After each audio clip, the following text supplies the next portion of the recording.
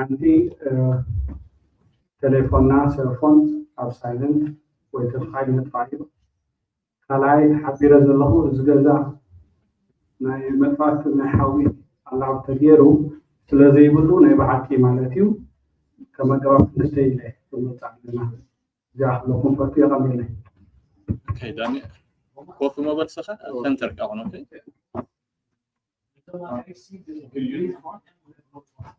راح كبرتنا عجاش علنا ساعة مدرتة نفسها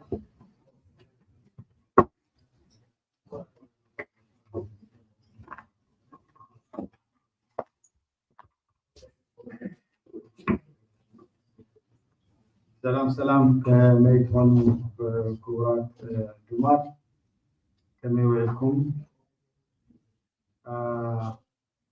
يغنينا عزيز مركبكم خبركم زغركم بعد حملتهم أبزبوخروا على أوروبا ميلانو إسرائيل 4 إذو على زي فولي زغبرو أبكربا أوان زمنسة كنتي مكسرات يأكل على ملغم مكسرات يأكل النكايدو سالساي بواعي بمقامن بتحاد وغن أبكلاء جوائنا زوسنايو أبايتا وردنا بأكل بعياي بزبن مسرد حدا وعلا أبحورات من استات أمريكا تغيرو حجد ما أب أوروبا أب كتما ميلان كأنا عبد الرابع اللي حجي دكتور توماس تكيتو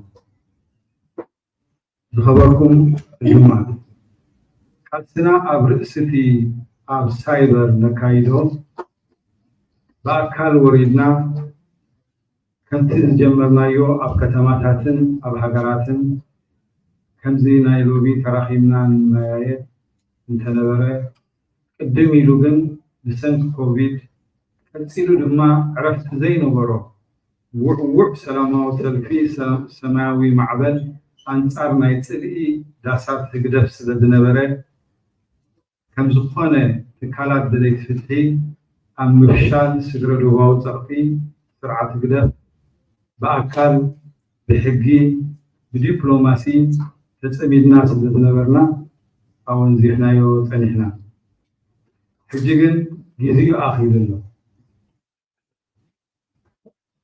زي واحد زي علامات زي علامة نايزو على ونتات حزبنا أب أزي زحسم درجة رأي زيكونا سرعة تقدر أب تسليتنا يوزلنا في طرفه بوقعي باستراتيجي نديفو تقرو دواوي سرعة زيكونا زي كتلات يكايدنا له زخت منا دكناون يكايدنا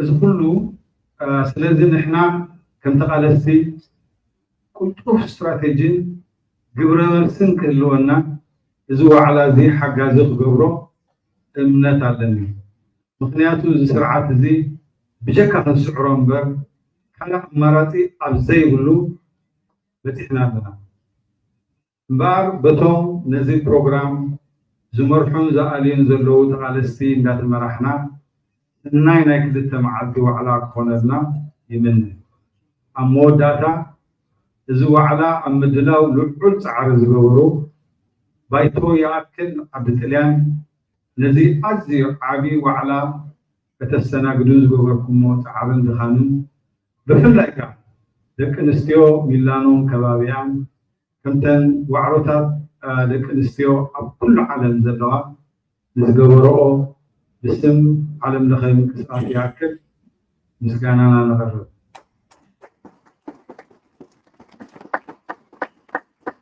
يتوسعون أو هاديتن مراحيتن وعلى كوميتي ميلانو قلتشحن 4 زاد دكتور توماس تمرح كوميتي مالتي أزي يسرعون أركان سراح زعمنكم باسم عالم لخير كسات يأكل لعل مسكانا يتزحهم زي ندو على زي كون خون فلتهم تمكرهم زوفهم أحواتن أحاتن أقربتي زعبا زوعلا انتلا يروح كالسنا زهونكم عبودني وتشوف حزبي إترا دوز بلوت أتنياتات بلدي نمسكن أمور داتا عدم دخل إسراف يأكل بايتوتات حجراتن كتماتاتن فتسامي شماغلة بايتو يأكل بقولباتكم بفتاتكم بنوايتكم كل جزء نتمسكونكم يوم تباركم وعلى تراي زي كونن مزللي بايتا خنتكم له لا تمنهو سيكم سلا سمعكمني يمسكنكم نبالبات توسخي نظام نظام عايشنا ريكاردو كولوم يشتي ونعتاتهم يغنينا خير future. So good afternoon and welcome to our 2024 Milan conference. It's an honor to have you all here with us today and tomorrow as we embark on this conference of struggle for justice on the totalitarian regime in our beloved country, Eritrea. We are here to share and discuss expertise for a common goal to shape our country's future. For sure, Global Yaakin movement believes this conference brings together the brightest thought, passionate persons from all walks of life and around the world. We are very proud to have friends of our struggle among us, support and advise as always as with the people of Eritrea. We thank them so much. Our diverse lineup of speakers and panelists will provide fresh perspective and valuable insights to embrace new possibilities which could excel our struggle to justice. None of this would be possible without the tireless efforts of our organizing committee led by Dr. Thomas and most dedicated Yaakin movement of Italian chapter. Lastly, I would like to cherish my special thanks to our beloved sisters, mothers of Milan women for the wonderful reception and dedication. Really, our struggle wouldn't have through without your commitment.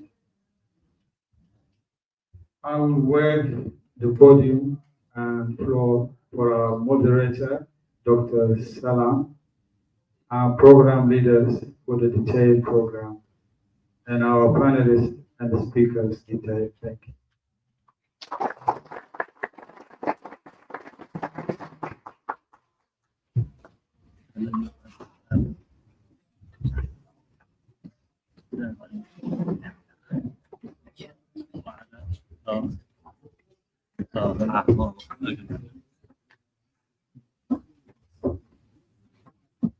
Okay. Thank you for the warm welcome. Thank you for that introduction, and many congratulations on completing this. I'm going to speak a little bit in Tigrinya and then introduce you to our wonderful panelists.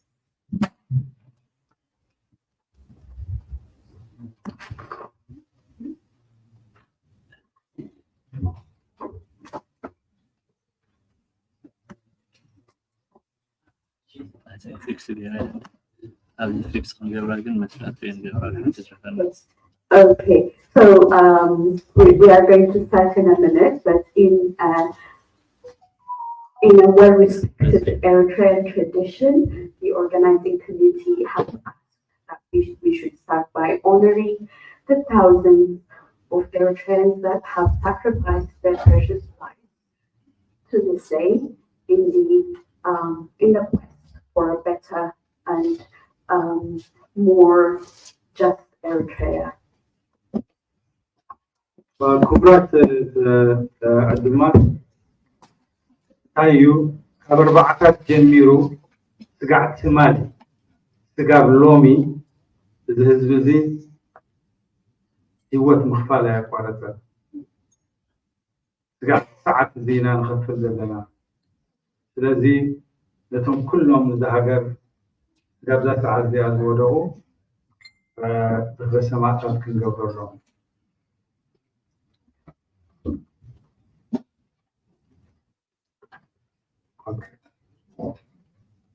ለቶም ኩሎም ነፍሳት ካብ ቀደም ጀሚሮም ጋብዛ ሰዓት እዚ እንተላይቶም ኣብ ባሕሪ ኣብ ሲናይ እንተላይቶም ስርዓት ሓኒቆም እስካብ ሕጂ ዝሞቱ ዘለዉ ንኩላቶም ዝኽረ ሰማዕታት ንግበር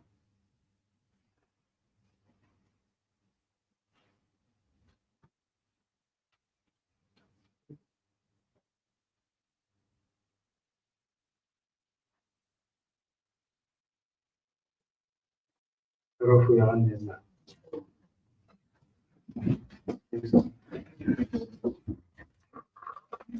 Okay, no, كلمنا أجلسنا مخاطب مثل هذا نظام نزل خطرتالو إحنا عدسنا حوالي أبركتهم جزيهم كل ذلكم نجزوا فهم دامسكنكم يعني global يأكل كم أنتلو بصوت دامسكنكم بقطع نفسي مثلات ما جاشنا خيري زي سيشن زي بزعبة تي نقول لنا أنتني وأنا نشجعنا نزلوا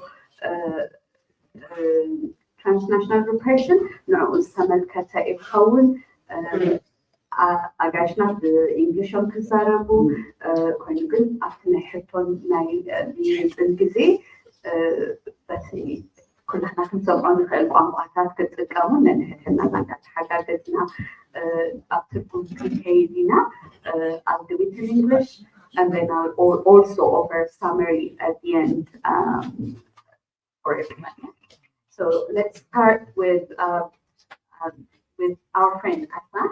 Asa is serves as the International Board of Liberal now. And is a group leader for the district council in a district council in Stockholm. She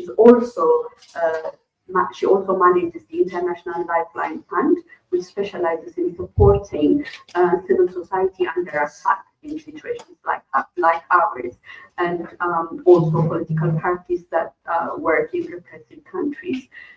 This has given her a wide experience of working on the issues of closing democracies, democratic spaces, and repression in civil society, political parties. With her education background in political science, she's also got long experience of working for the party in Sweden and also internationally. So it gives me a great pleasure to be welcoming you here. You have indeed already contributed quite for our movement, and you're very well respected by our colleagues in Sweden, but also all of us. So it's a great pleasure to be welcoming you this afternoon. Thank you so much, Salam. And thank you for inviting me here. It's a great pleasure to be here. As Salam said, my name is Åsa. I'm a Liberal politician, member of the Stockholm City Council. I have 30 years of experience on politics, also on the national and international level, and you said I work to support civil society movements in Egypt, Uzbekistan, Ukraine, and some in Eritrea. I joined the Liberal movement in 1991 because I'm a strong believer in democracy, in internationalism, and equal opportunities. The first time I heard about Eritrea was probably 10 years later, in 2001, when David Isaak and a lot of other people were put to prison. The Liberal Party in Sweden was the first movement to draw attention to David Isaak's disappearance. He's a Swedish citizen, but he was nothing was written about it in the newspapers. It was horrible. So we have been fighting ever since on all levels of politics to have him released. But as you know, more than anybody, the Eritrean regime is ruthless, and we have not succeeded. The Liberals are also a small party, so we were not in charge of the Ministry of Foreign Affairs. Of course, David is only one of many political prisoners, but for me, as for many other people in Sweden, he is an eye-opener for what is happening in Eritrea overall. And I think it's important to succeed in your advocacy to have something that opens the eyes of people who do not know so much about Eritrea yet. So I also worked with the two books. This is a book that was published in 2004 by the Swedish International Center about Advocacy, but also about the transnational repression.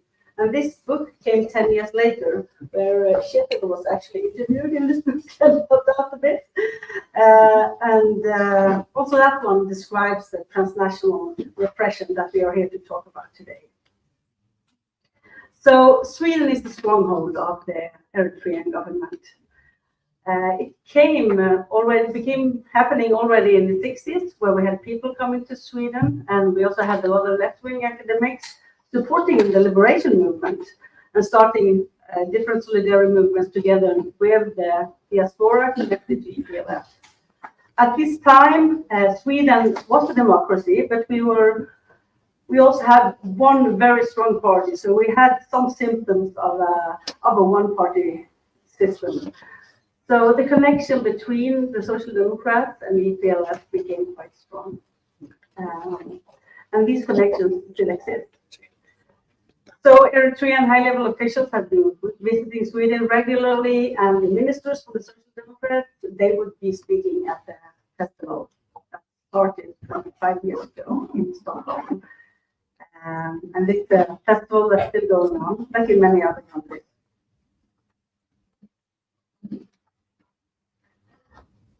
So the transnational repression of Eritreans in Sweden, I think it has two main goals. One is to collect money for the regime, and the second one is to establish the PFDJ version of the coup as the main story of Eritrea. And as I see four different methods being used to achieve these goals. Firstly, we have the threats and violence against Eritrean opposition members. That's used to silence all opposition. I know there's many people in the audience who can tell more about what's happening than I am, but it started already in the 70s, and it's still ongoing today. Only last week, I talked to a man who was stabbed with a pair of scissors, when he was at the headquarters, not far away from us. Where, fortunately, he was not seriously injured. But there is also more subtle control and surveillance, which over time makes a heavy psychological pressure. Secondly, the 2% diaspora tax. It was first implemented in Sweden, apparently successful, apparently giving a lot of money going into the regime, and it's still being collected. And I think in the researches I've seen, it seems like 37% of the state's GNP of Eritrea comes from this tax. And it's more important now when many Western states do not give any development aid anymore. Thirdly, we have the festivals and other celebrations. They are used to collect money, but also to spread propaganda and to include the new generations of Eritreans. And the fourth method is the Eritrean organizations and churches, which are more and more being taken hostage by the regime. And they are used just for propaganda as well as to collect money.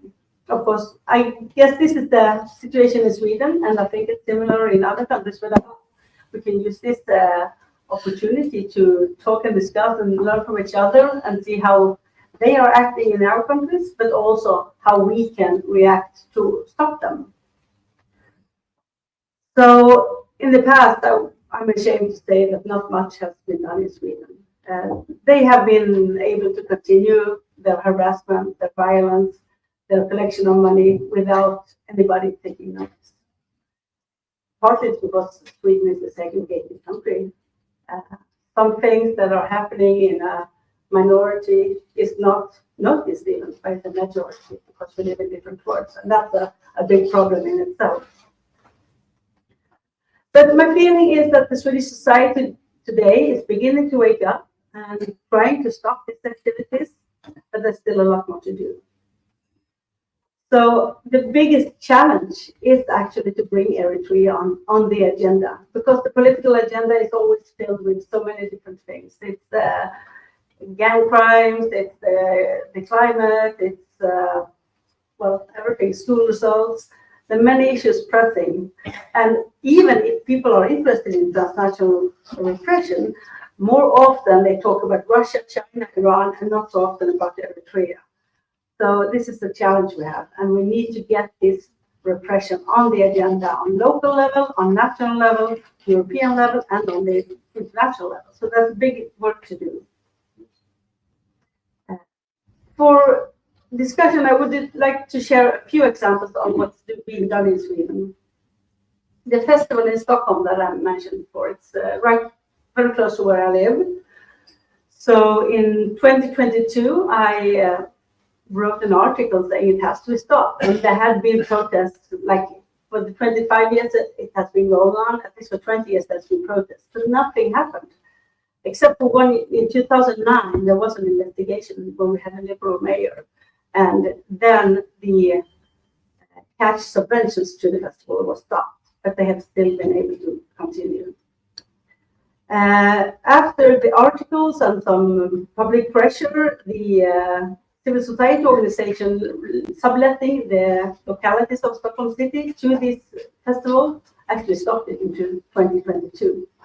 Then in 2023, they changed their mind again and continued to stop against all the democracy criteria we have in Stockholm City. This was accepted and supported by the Social Democrats, who are now in power in Sweden. And but we as liberals have continued to pressure the Social Democrats for the whole year now on this issue. It took them 8 months to answer a simple question. They still said, no, we don't see a problem with it. But then after 2 more weeks, they finally changed their mind. And they took away their protective hand from the festival and announced that they will no longer be able to rent public premises. But unfortunately, the story doesn't stop there. There is, in each democracy, I think we have different rules and protections and a lot of administration as well. But in Sweden, we have a very strong support for the freedom of speech. This means that the police says that we cannot use the connection to a non-democratic regime as a reason not to let you use the ground. So they can use the ground this year, but not the premises of Stockholm City. It's a small victory, but not a complete victory. So we have to continue to fight. And to make to explain also what happened, like how strong this protection of free word is that we had several Quran burnings in Sweden. It went to the stage that we had a lot of terror threats. We could not join NATO because of this. Turkey stopped us, but still we could not stop the Quran burnings because it's protection of free speech. But anyway, it's a big step forward that we made the Social Democrats break their long time tie to the festival. And I think this will prove important for the future. On the national level, the current government is introducing new, stronger democracy criteria for grants to churches and civil society organizations. Already this year, the Eritrean National Organization of Sweden lost their money, and that's a good thing because it's controlled by the MTTA. So we need to, this will be entering the force next year. I think this will be very good. Another important move is that the new government is revoking, it makes it easier to revoke asylum for those who have lied their way to Sweden. So, for example, the Eritreans who came to Sweden saying they were persecuted by the regime, but then in the end start persecuting democracy activists in Sweden instead, and just say hallelujah to the regime and going back every year. These are the people who can now lose their citizenship. So, as you see, it's in democracy, it's often one step forward, 2 steps back, 2 steps forward, 3 steps forward sometimes. Decisions take time, and proper implementation of the decision also requires active participation of citizens. But this is the way we need to go. we have to stick to the democratic methods. Last year, when we had the festival, there was big demonstrations, and that's fine, but these demonstrations turned violent, and violence will only make one thing to this movement. It will make us look bad, and in the end, it will make us bad. We need to stick to the democratic methods when we are.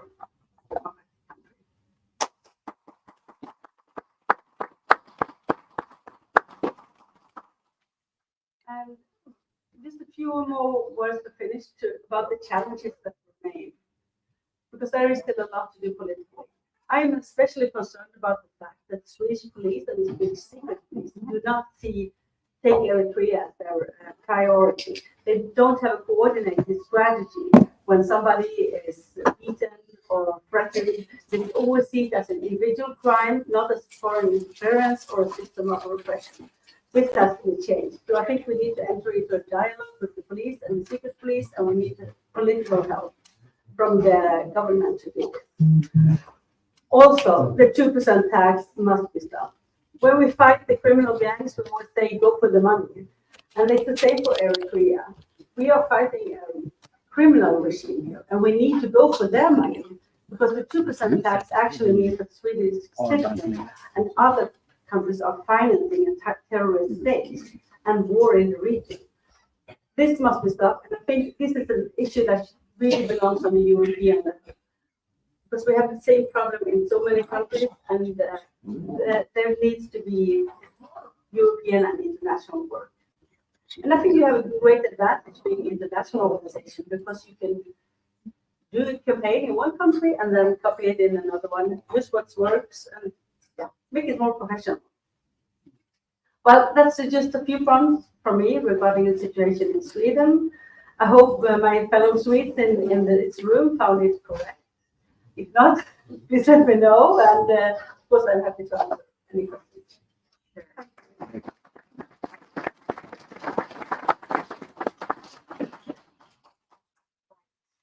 Thank you for that. I am going to do my level best to produce a summary in Tigrinya, having written my notes in English. Right. So, on that, أنا حابة نصحكم كم زبدة أسباب اللي هتتواز نبركم مناش كن قررت حلبارتها في سويدن في أنت قبل زمان عكاسي في سويدن أبغى حلبارتون نقدر نعرف نعم بتلاقي نسي كتشن هذا الناي دارو سأل ناي كاروتن ما أثرتي تبغي بزح أفضل الدكتوراه كتجمرت سودما قدرت خمسة عينات الرأي سبق في تفلت سبق كم سنة تأخذ كلون نقاسنا حكى خمسة نخال أود كاني نابرديد كم زمصو كم زخيل يا حبيباتنا الذي كان نزو opportunities عند كمرو علينا كونو جن ناي أفيدن للو حيستعمل لاي كاني social democratic party كذي كاس جميرو بس يكلمت وزند الناس اللي نبرم زند الناتي حجوا كتسأل بمقانون حدا كذي تنري أو نجر نحن يورفلكس كبرتنا كتب حجي نبرم زند الناس بس بو مخنياتهم كا ناي socialist party ناي social democrats وكلتي أب فيستيفال أكيد هذا نبرو كن حجي السودان تغير يمثل كم زلوا نعمل حجي زين كاي زلوا فيستيفال نحطهم تصرفوا خمس سحبوا قاليزات معنا الذي إذا حاجة في عودات يمكن بهاي كان سنة فريق كم زلوا الذي نوح زمانات هذا زدنا كاسي بالتحكم زلوا زي نقريب في interstate repression ما يقدر قبل علينا قبل علينا زلنا تقالسي ويقبل الوسط زلوا هزب بتقلاسو transnational repression ستلا لي من حتى لون حتى زي قد ገንዘብ ካብ ክኸውን ከሎ ኣብ ፌስቲቫላት ይኹን ብናይ 2% ታክስ ከምኡ እውን ነቲ ናሬቲቭ ወይ ድማ ነቲ እቲ ታሪክ በተሳቶም ዝደለዩ ዝፅምፀት ክኸውን ንሕና ነቕርቦ ዘለና መርትዖታት ተሰማዕነት ንኸይረክብ ንምርካብ በዚ ክልቲኡ መንገዲ እዩ ዝግበር ዘሎ ነዚ ድማ ኣድርና ክንቃለሶ ከም ዘለና እሱ እዩ ዘርኢ ኩላትና መብዛሕትና የጋጥመና እዩ መፅሓፍታት የጋጥመና እዩ ሰልፍታት የጋጥመና እዩ ተነፅሎታት የጋጥመና እዩ ግን ብዙሕ ኣይንዛረበሉ ኢና ብሓደ መንገዱ ሪፖርት ኣይንገብሮን ኢና ከምኡ እውን ከም ቀሊል ነገር ጌርና ኢና ንሪኦ እዚ ሓጋዝ ከም ዘይኮነ ዋና ዝበሃል ነገር ግን ብፍላይ ናይ 2% ታክስ ንክተርፍ ክንፅዕር ኣለና ክንሰርሕ ኣለና እቲ ዝኾነ ክሪሚናል ጋን ዝኾነ ኣብ ከምዚ ዓይነት ነገር ዝተዋፈረ ጋንግ ናይ ማፍያ ዓይነት ኣሰራርሓ ዘለዎ ካብቲ ኩልና ንፈልጦ ናይ ንግደት ኣሰራርሓ ናብ ገንዘቦም ክትከይድ ከለካ ብዙሕ ከተድንዕ ትኽእል ኢኻ ስለዚ ብፍሉጥ ብእውጅ ዝእከብ ዘለዎ ነገር ስለዝኾነ ጌርና ብዙሕ ዓወት ክንረክብ ከም ንኽእል የርኢ እዩ ዴሞክራሲ ኩሉ ሻዕ ሓደ ናብ ቅድሚት ኢልካ ናብ ድሕሪት እንዳበልካ ትኸዶ መንገዲ እዩ ብቃልሲ እዩ ዝርከብ ነገር ምክንያቱ እቲ ሓደ ሳይድ እውን ክቃለስ ስለ ዘለዎ ስለዚ ሕጂ እውን እንተኾነ ንቅድሚት ከድና ኣለና ንኣብነት ፌስቲቫላት ሪፍናዮ ኣለና ክንብል ከለና ብካሊእ መንገዲ ከዓኒ ንዕኡ ናታቶም እውን መሰል ኣሎ ናይ ምዝራብ መሰል ኣለዎም ንኣብነት ስለዝበሃል ናብ ድሕሪት ዝተመለስና ክመስል ይኽእል እዩ ግን ፍትሓዊ ቃልሲ ኩሉ ሻዕ ከምኡ እዩ ናብ ቅድሚት እንዳኸደ ይሄዳሎ ንኣብነት ናይ እዚ ዓመት እዚ ፌስቲቫል ዋላ እኳ ነቲ ሜዳ ኣብቲ ደገ ክካረዩ መሰሎም እዩ ተተባሃሎን ቢልድንጋት ግን ንከይካረዩ ጠጠው ተባሂሎም ተፈኪሮም ኣለዉ ስለዚ እዚ ከማን ሓደ ዓወት እዩ እቶም ከምቲ ዓንተይ ዝበለቶ እቶም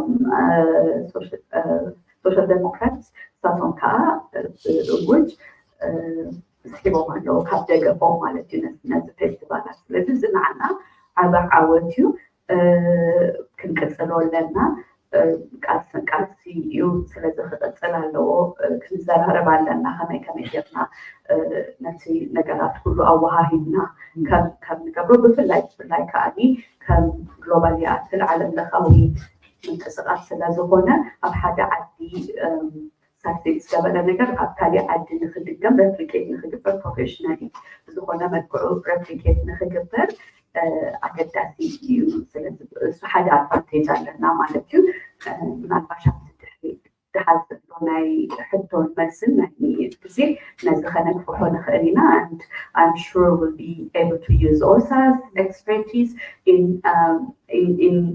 getting more ideas on how we can use the fact that we've got our global presence here and lots of networks across the globe. Basically, it's to our advantage, and it is. Thank you, Osa, and I'm sure people will come back to you on some of these, and we'll develop it. And it is in this vein that we take a specific example of Norway, and who better to talk on this than Professor Tromboll himself, the man in flesh. Professor Tromboll is a peace and conflict researcher, and he specializes in Eritrea, Ethiopia, and also Zanzibar. And he's a professor of peace and conflict studies at a university, and also has got a consultancy firm of Oslo Analytica. Am I right? Yeah. He graduated from the University of Oslo, and also he got his PhD in London's Pride, the LSE. That's why he's so great. He studied in London.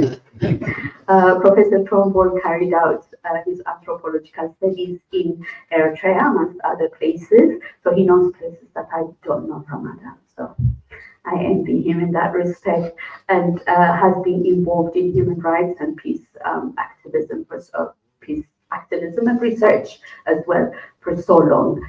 Again, with focus in Eritrea, Ethiopia, and Zanzibar.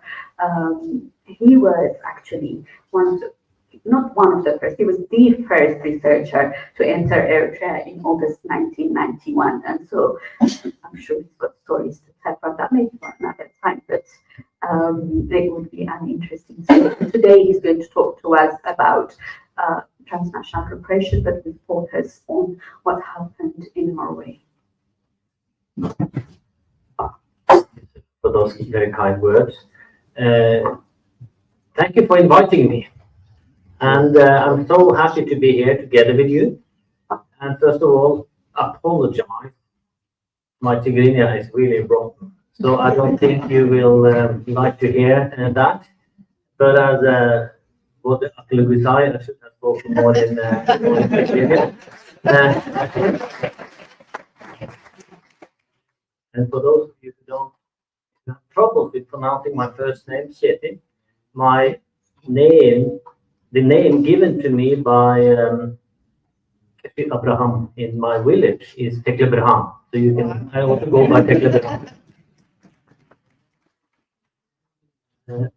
So I'm going to talk about, maybe some of you have heard that last month the Norwegian Parliament passed a motion instructing the government to take action to stop transnational repression.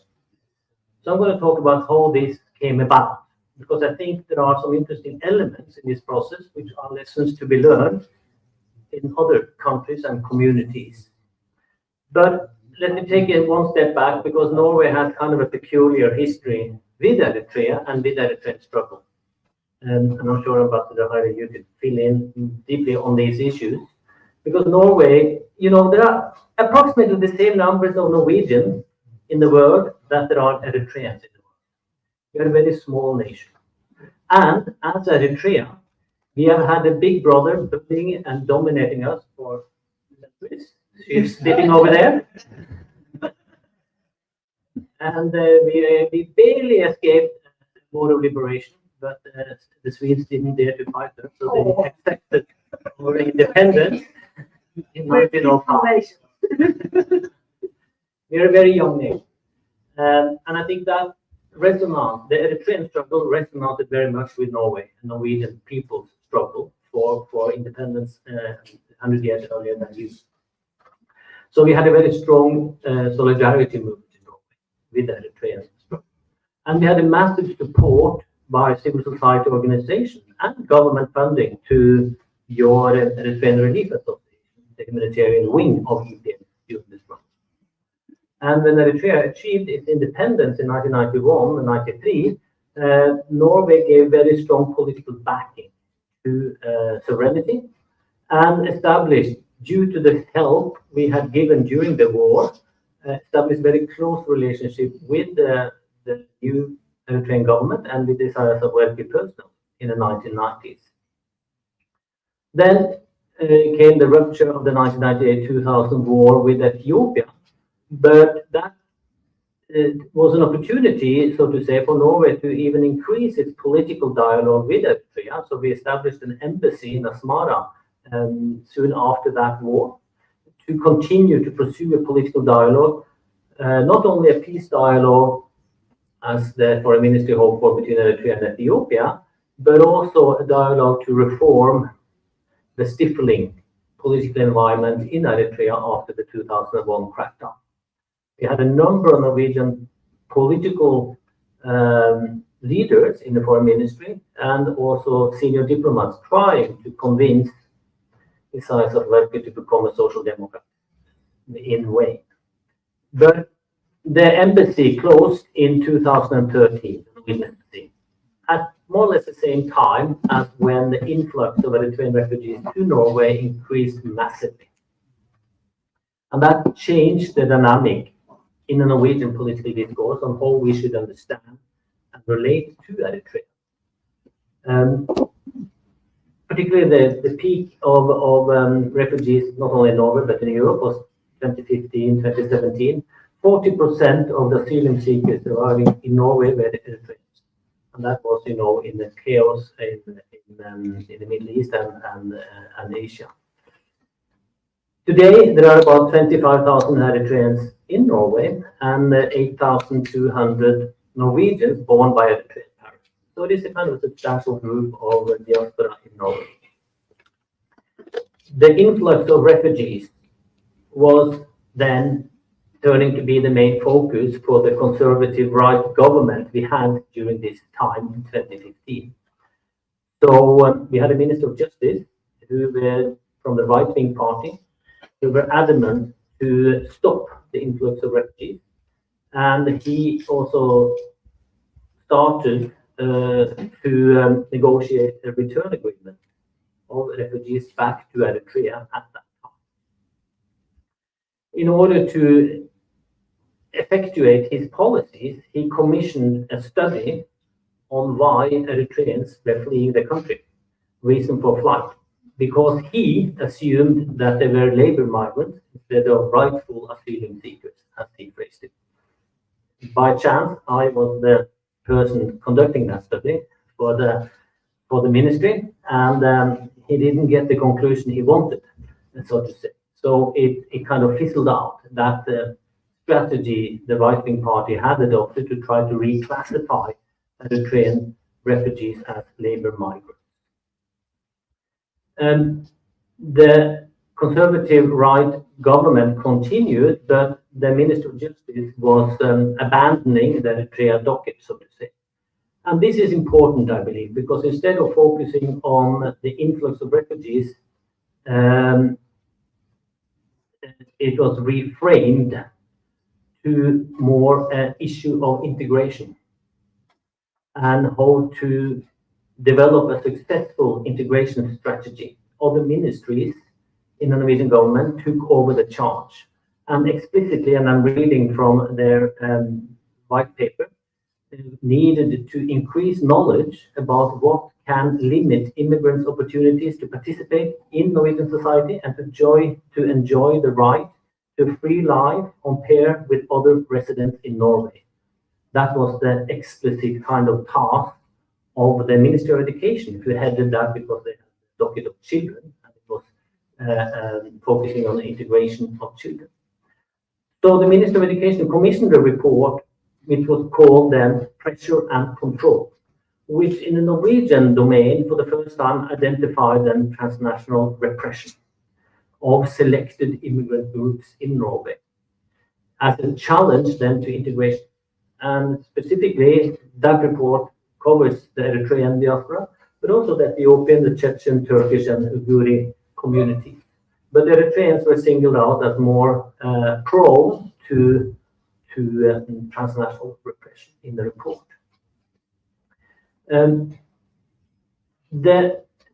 important conclusion in that report, which was an eye-opener for the Norwegian political or bureaucratic elite, was the fact that the report concluded that the pressure and control by foreign states contributed indirectly to weaken the informants' trust in Norwegian social institutions, particularly the justice sector.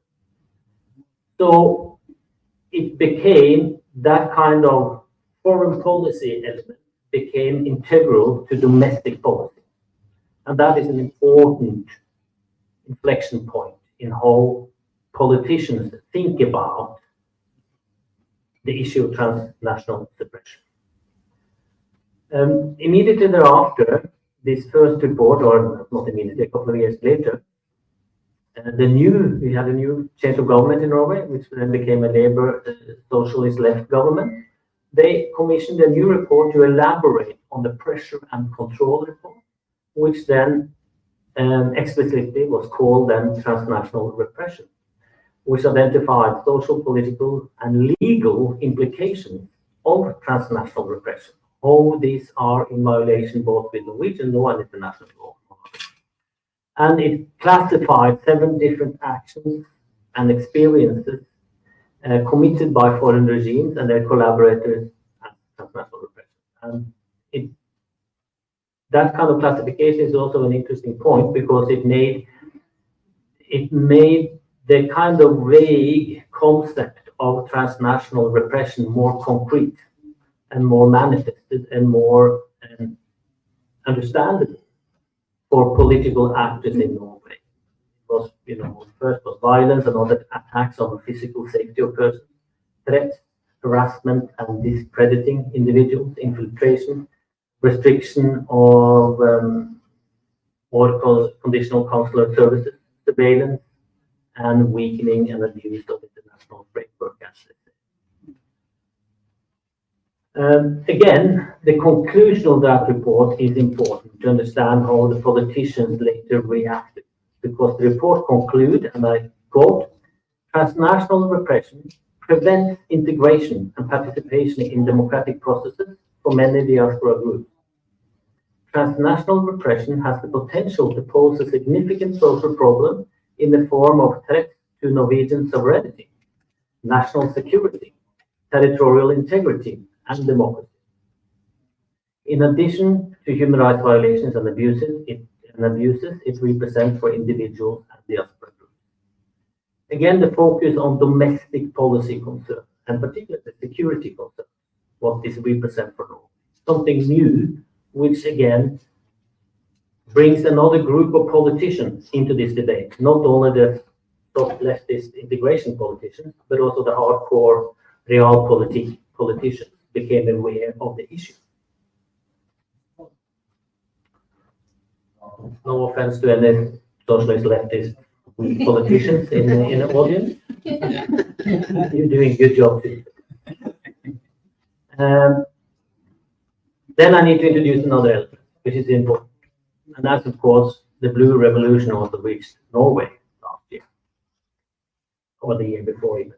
But augmenting the reports on transnational repression was the unprecedented street clashes occurring in Bergen, the western city of Norway, during the 1st of September celebration last year, where pro-democracy supporters confronted the regime-friendly organizers. The violent street fight shocked the citizens of Bergen and Norway, shocked the police and the political elite in the country. And our prime minister came on national television and stated that the violence creates insecurity for people in Bergen. It is also importing a conflict from another part of the world and into Norwegian city streets with violence between groups and against the police.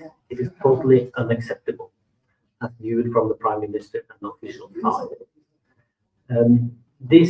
We had fighting earlier in Oslo in spring last year, the year before, but not at the level we saw in Bergen, which didn't reach the level we saw in Stockholm, but still it was shocking as it occurred in a rather peaceful part of Norway.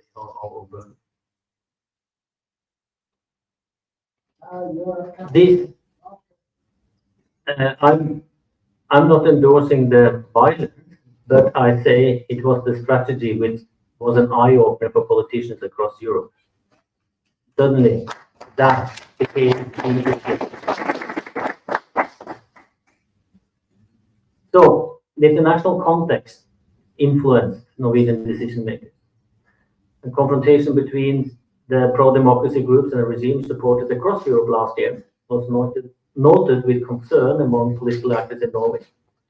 And an added element to this, which also makes it even more seriously, because at the same time, Russia's war on Ukraine and Russian influence, espionage, and the Russian diaspora in Europe put transnational repression firmer on the political agenda. These are not only diasporas from faraway countries, which really doesn't concern us. These are diasporas from our enemy neighbor, as Europe looks upon Russia now. But I need to add even another element which is crucial to pack into why the Norwegian Parliament reached that position. And that is, over several years, key Norwegian Eritreans have lobbied Norwegian political parties to draw attention to the situation in Eritrea, but also to the situation of transnational repression in Norway. And finally, an opposition party, sister party, the Liberal Left in Norway, took the initiative then last year, after what happened in Bergen, the street violence, to raise this concern directly in the Norwegian Parliament and prepared to present a private motion. So now we are entering then the parliamentary process, which concluded last month.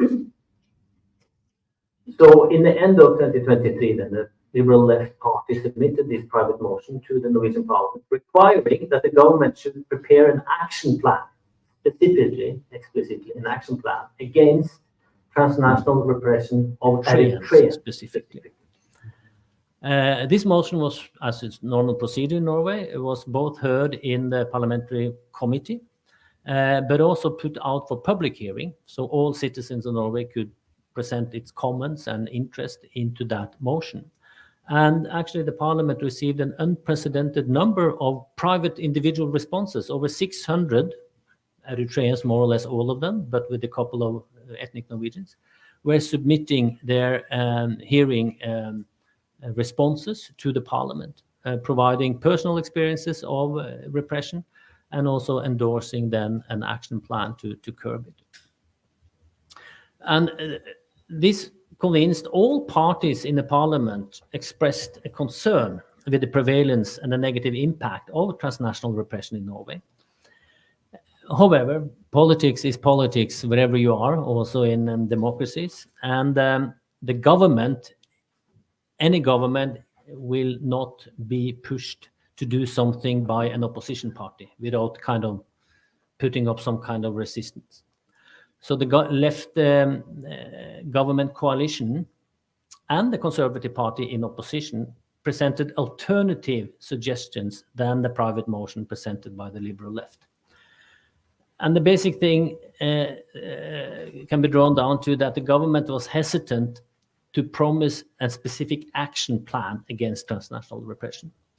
And furthermore, they found it counterproductive to identify the Eritrean diaspora as the only victims in Norway of transnational repression. And it was a debate back and forth in Parliament and several votings on different formulations, but the final formulation approved by the Parliament reads like this, that the government should take measures to prevent transnational repression of persons in Norway, for example, through an action plan against transnational repression.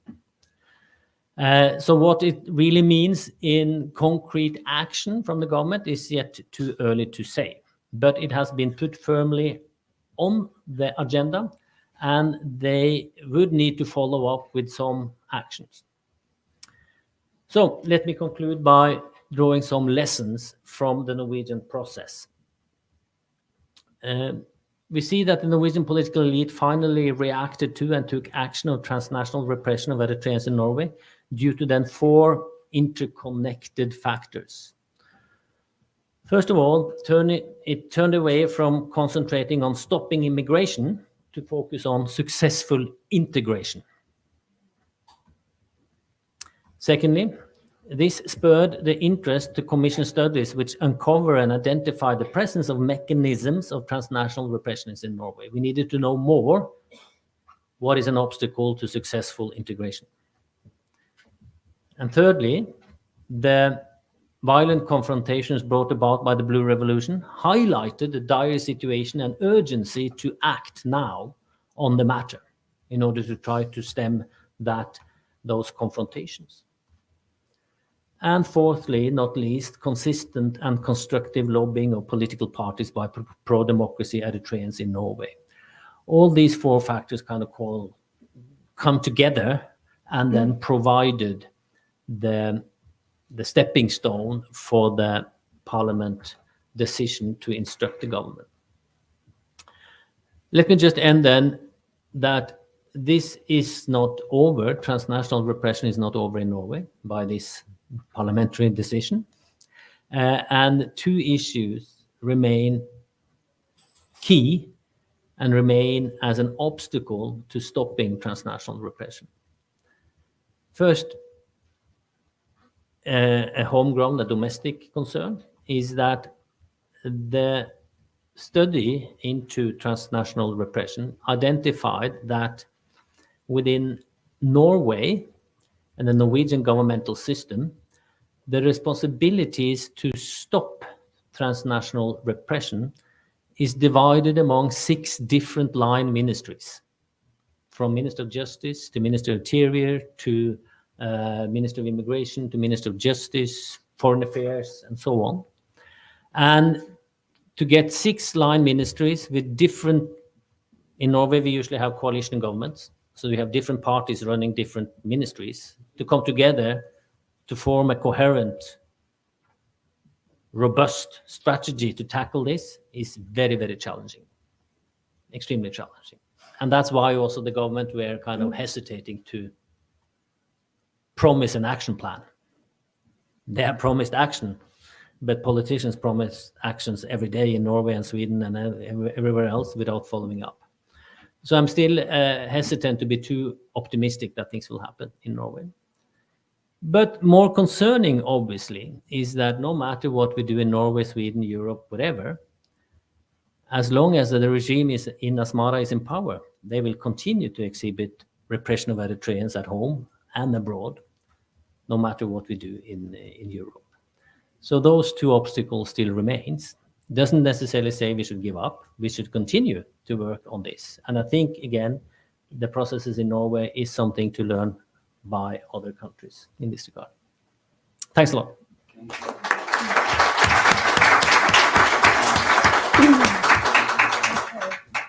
Right. So my challenge is to summarize that and integrate. Talk about tall tasks. Okay. كم تعنتوا يزبلكم ناي شاتل زغربرنا أب سويدن زخونة أب نرويج زخونة نجاريو قدمينا ياو سون بدحر بايته وبمنجار دحر بايتا ناي نرويج ناي إيرتران ركب بمنجاريو جميرو السودما نوروين إيرتران بزح زمساسلة النجار لونا هزب بزح تمساسلة يو كم أون عبيتن تسألوتن قربابتي سلزلو أبناتاتهم سويدن أبناحنا خا إثيوبيا مخانية مهلاو مزخلتي بزح تمساسلة النت سلزلو تريرن نويح جزي زخدن ركب نيرو alliance نيرو مالتيو بفلاي كا نوروي كمتي مبزحتنا نفلتو Eritrean Relief Association بزح دقا فيه بو نيروم قدمنا تسنت وانتخونا بزح تراز نبروم سبات لزخونو بدحرنا تسنت زي ركب قتسيلو ناب بوليتيكاوي دقافون عابيو بفلاي كاني نتخونتاتنا ديمقراطيك نزخونا منقدي نمزلاو بفلاي كأني ساسا فوركي ديمقراطيك زخونا منقدتات نخت حزو بزوح صعر خمس قبرو يزقلت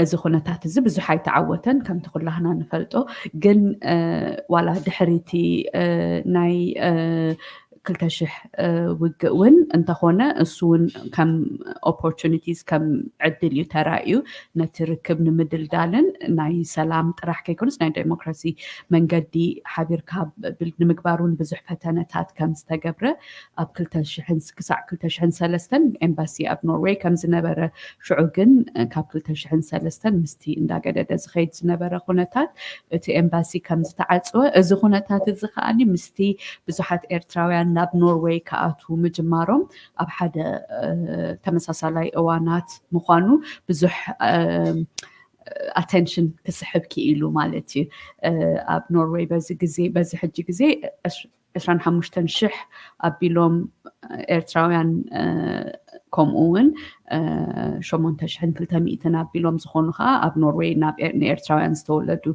قلعد كم زلوا سلزت قصري أزيو مستي واحد نايتي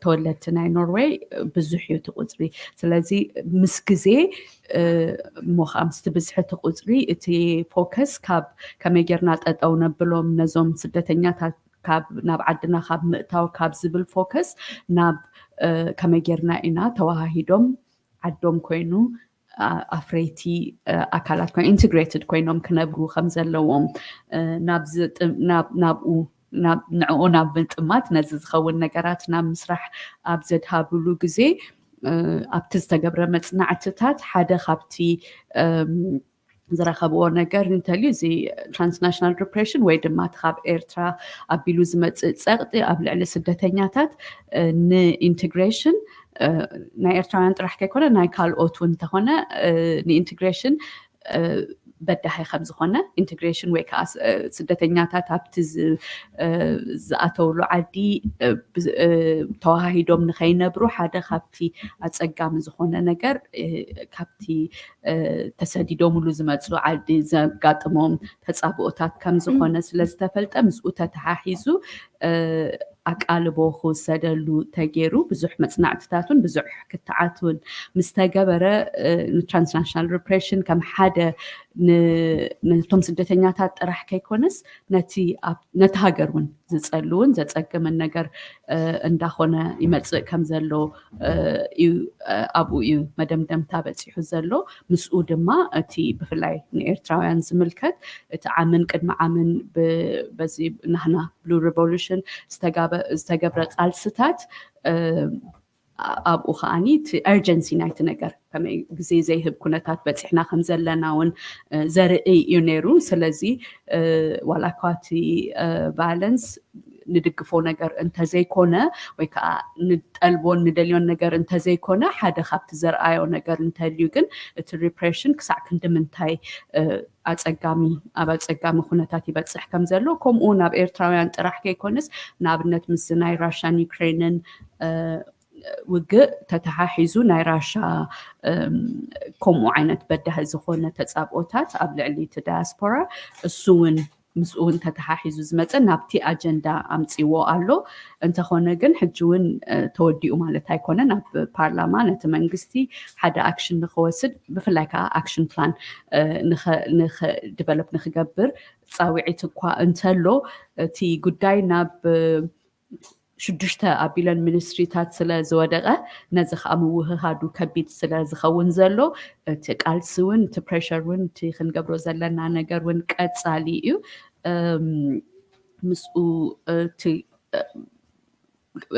ምስኡ ከዓ ተተሓሒዙ ዘሎ ነገር ከዓኒ ዋላ እኳ ንትራንስናሽናል ሪፕሬሽን ይኹን ነቲ ካሊእ ጉዳያት ኣብዚ ጠጠው ከነብሎ ተኸኣልና ኣብ ኤርትራ ይኹን ኣብ ካሊእ ዓድታት ብፍላይ ግን ንዓና እቲ ናይ ኤርትራ እንዲሁ ብዙሕ ዘገድሰና ኣብ ኤርትራ ዘሎ ዲክቴተር ዘሎ ወይ ከዓ እቲ ዓማፂ ዝኾነ ስርዓት ኣብ ኤርትራ ክሳዕ ዘሎ እቲ ዓመፅ ምቕፃሉ ስለ ዘይተርፍ ኣድህቦና ኣብዚ ጥራሕ ከይኮነስ ነቲ ኣብኡ ዘሎ ስርዓት እውን ምቅላስ ክኸውን ከም ዘለዎ እዩ ፕሮፌሰር ትሮምቦል ነጊሩና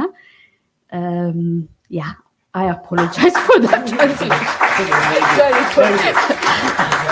Okay, thank you very much. So we will go on to, why am I talking to you in English?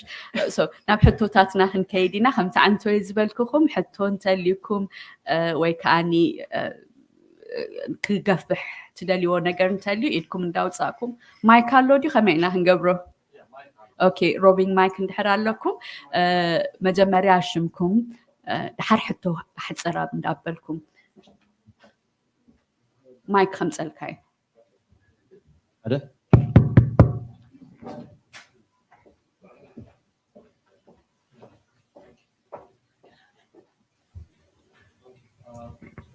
لا هلا yeah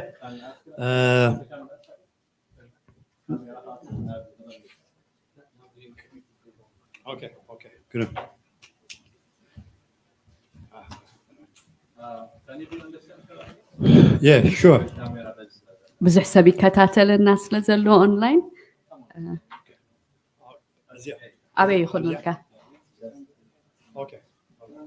Okay, all right.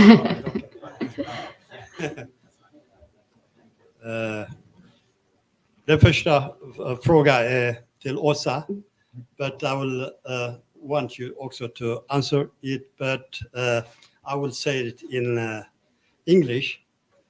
Although I believe you understand even maybe English, Swedish. please. Okay, but I don't think the rest of the for him, Swedish. but she should, Dr. Salam should translate it to From Swedish. Sorry, I'm very talented, but not that talented. No. I mean in English. I will say it so that you can translate it to Tigrinya. Min fråga är yttrandefrihet. Kan man göra en reklam till en diktator?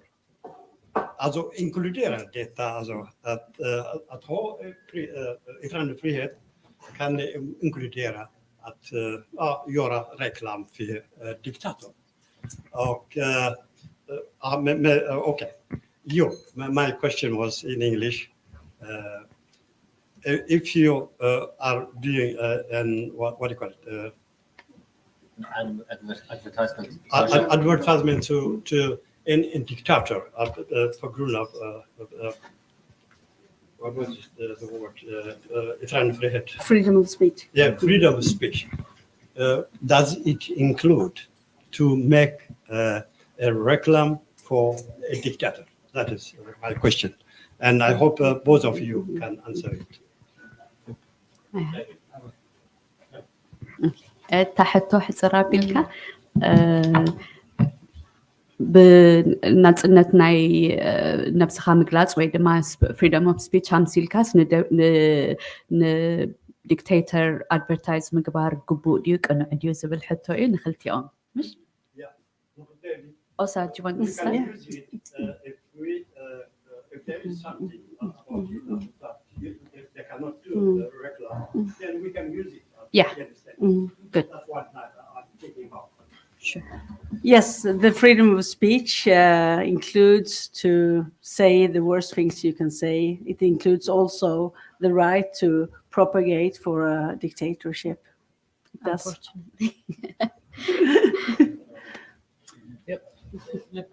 Let me just add a bit, because I think this is important, and I have both in Sweden and Norway, because Swedish media often calls me when there are trouble in Sweden on with Eritreans, and I have defended the pro-regime organizers to organize, the right to organize festivals, the right to say what they say, the right to also display the symbols of the regime and put up theater shows and what's not, to celebrate the ideology of the regime. That is their right, and that should be protected.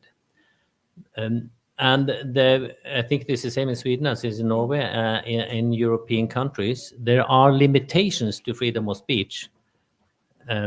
You have hate speech clauses and other clauses which limit it, but the pro-regime activists are not close to those limits yet. As long as it is not a special law prescribing the Isaias regime as something more than it is today, so to say. So the reality is that we need to protect the regime supporters' right to hold these festivals. But at the same time, it is also your right to demonstrate and protest against the festivals. And the police are caught in the middle of this to their frustration. But yeah, go on.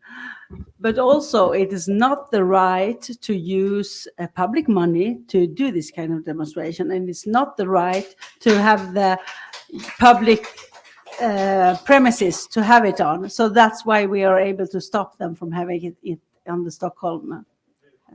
Right. Thank you very much. There are a couple of hands at the back, and then I'll come to you, Dr. Jafana, but there's two on this side. Dr. Jafana or No, but this side is low. Now, Nabzi. No, the video.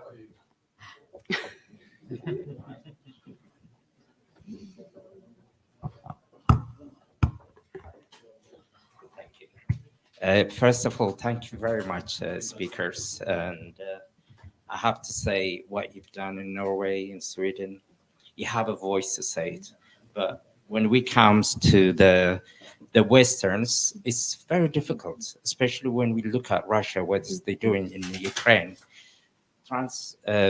Operations, it comes also of face, and obviously Eritrea is no different.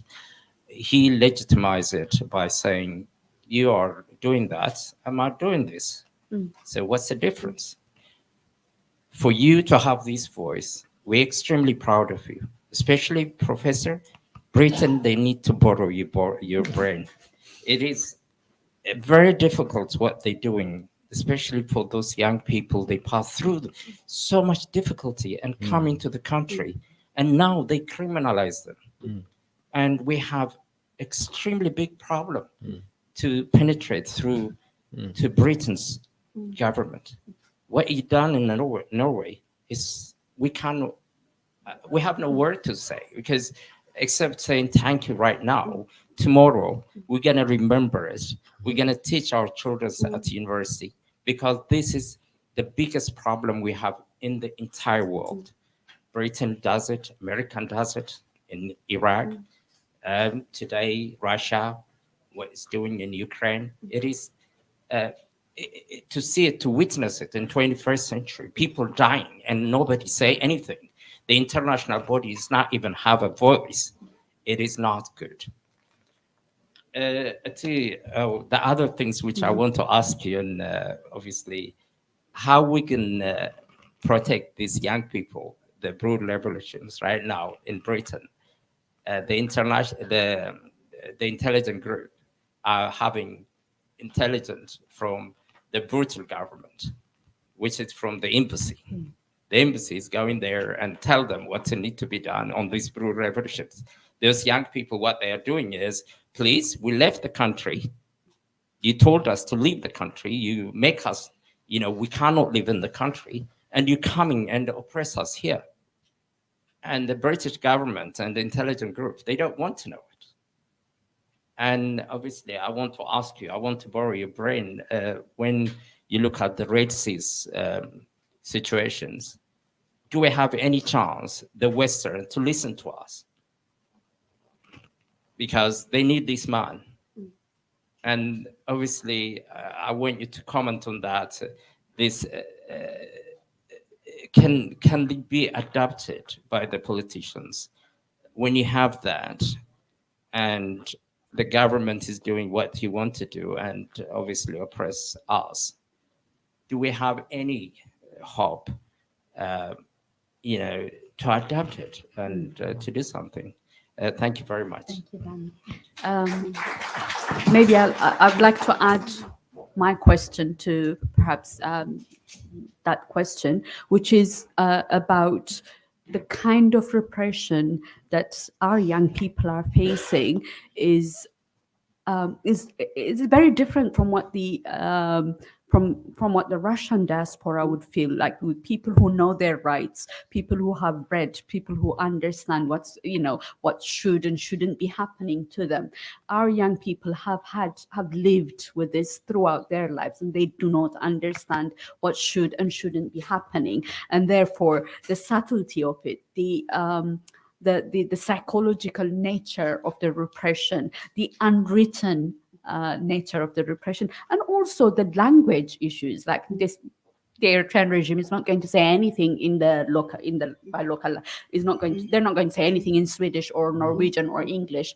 It's all going to happen in Tigrinya. It's all going to happen in Arabic and languages that are and the secret codes that we as nationals understand. And so I think more needs to be done. It needs to be understood, and it needs to be understood in the context of the pervasive nature of the regime.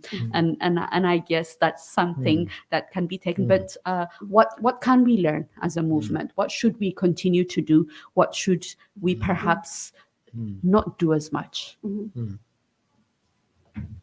Go on. Yeah. Both questions. I think now, of course, I don't know the entire work of the Eritrean diaspora, so I judge from what I see in Sweden. I think that you need to work out a proper advocacy strategy. One key point that Kjetil mentioned is to make your issues, connect them to an important domestic issue, something that's already hot on the political agenda. That will improve your chances to make something happen, and make it happen quickly, not the slowest democratic way. So I use this word PIN, first for the P, you need to be professional, you need to be political. You need to understand the politics of each country to know which question can we tag onto it. How can we continue? What decisions need to be made? Who makes them? When? And you also need to understand the communication skills and the advocacy to first make people interested and then tell them the story bit by bit and kind of do it professionally. Maybe you need to even add money to have an advocacy firm help you out or something. I think one of your strengths is that you are international, so you can try different strategies in different countries. You can learn from each other. I think also what Kjetil mentioned, this to have hard evidence, to have studies made. That's very strong. That's ammunition in a democracy, to have the good arguments, to have the strong facts. So you need to work not only professional, international, but also network-based. Tie on to scholars, to media, to politicians, to other civil society organizations, so that you are not the only voice lifting this issue. You need to be more people helping you out and spreading your message. Also, I think it's sometimes easy to be overwhelmed because you have so many things you want to do. First of all, we need to get rid of the dictatorship, because when that's gone, a lot of the problems will be gone too. But also you need to change things in the country where you're living now. So make a strategy with small steps, cupcakes, and maybe different groups working on different issues. Because once you start building this big wedding cake, it's like you fail because it will slip down because you took too much on your plate, kind of. But if each group works on a little bit and you have smart goals for each of the cakes, you can put them all together, and then in the end you will succeed. So yeah, that's just a few things. But also maybe also the overall goal, it is a democratic Eritrea. So when you make your actions against the transnational repression, it's important that the steps you take, that they contribute both to making the situation better in the country where you're living now and to weaken the government. So that's why I suggested go for the money. Yeah, thank you.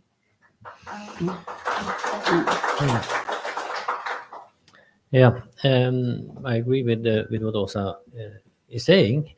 I think for the first question, sir, I didn't get your name, my Swedish friend. How to protect the young blue revolutionary activists in UK and elsewhere. I think because we've seen over the last year and a half that the optics have changed.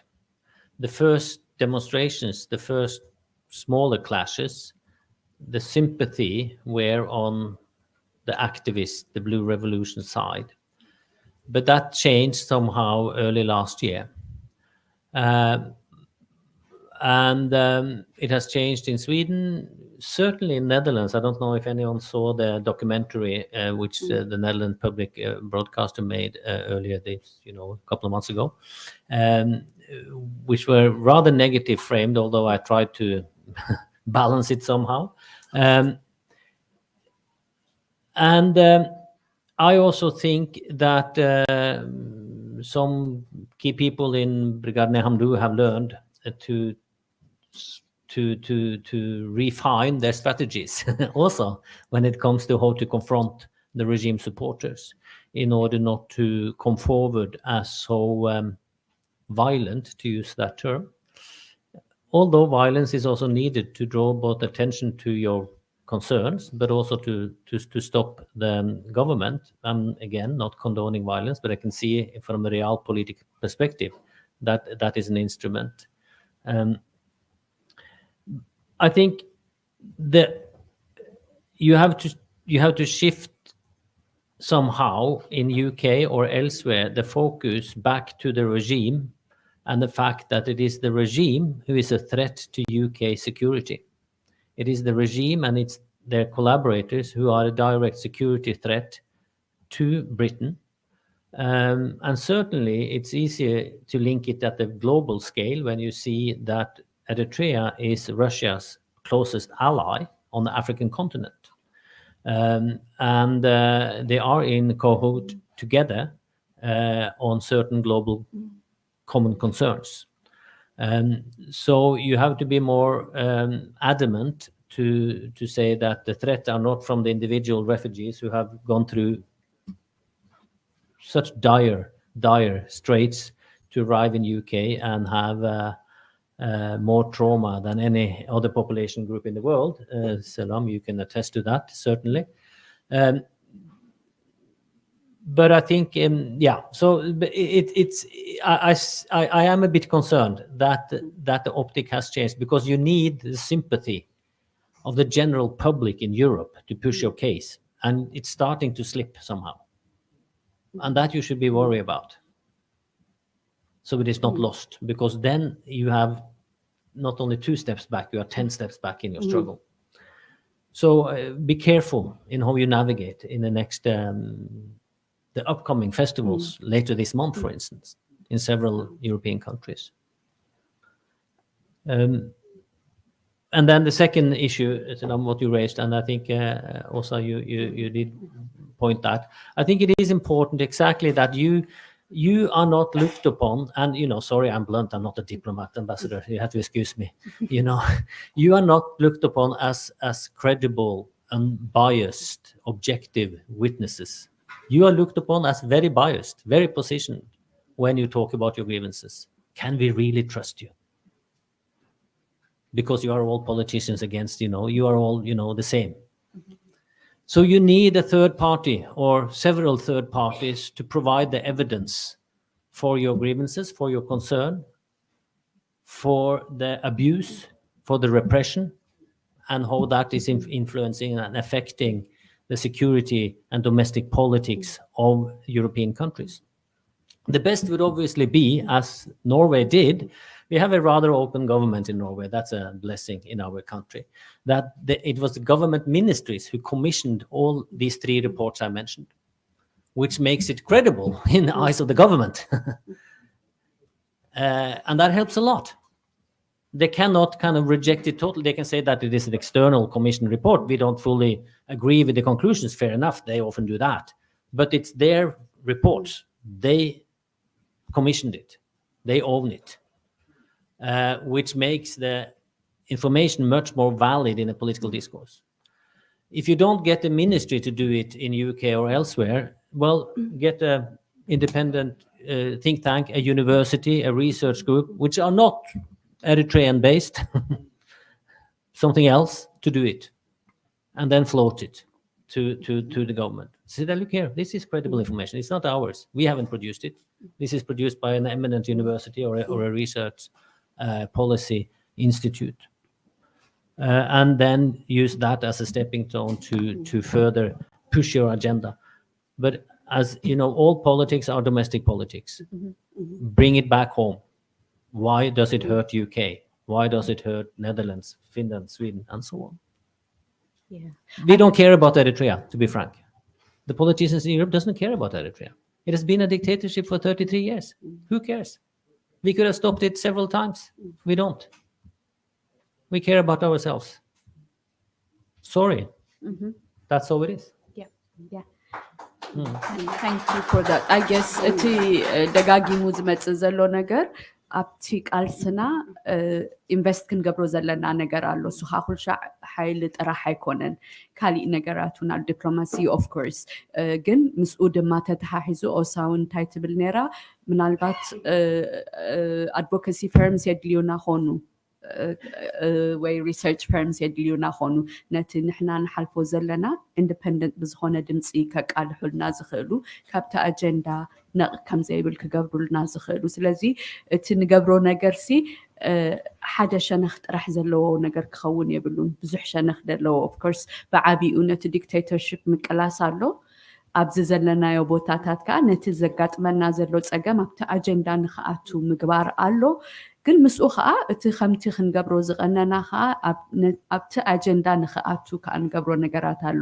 ስለዚ እቲ ሓደ ነቲ ሓደ ተመላሊኡ ክኸይድ ኣለዎ ሓደ ብዘይ ሓደ ከምቲ ብዙሕ ግዜ ንብሎ ፕላን ኤ ሎ ፕላን ቢ እንዳበልና ክስታይ ንብሎ ሓደ ነቲ ሓደ እንድሕር ዘንእሶ ኮይኑ ኩላህና ኢና ንድሕሪት ንምለስ ግን ሓደ ነቲ ሓደ መሊኡ ክኸይድ ኣለዎ ካብኡ ከዓ እንዳተምሃርና ከዓ ነቲ ዘየድሊ ከዓ ክንገድፎ ኣለና ናብ ድሕሪት ስዩቲ ተደጋጊሙ ዝመፅእ ዘሎ መልእኽቲ ክልተ ዶክተር ፀፈና ነይሩ ብዚ Let me just, since we are on recording, so I suddenly became a bit nervous by being very blunt. So please don't misunderstand me. I deeply care of Eritrea, and many of us deeply care of Eritrea. I'm talking about institutions, yeah? So, okay. Don't cut that out and say, shit, you don't care about it. He said it. He cares very much. It's in his blood. His what was it? Takhla Burhan who would care more?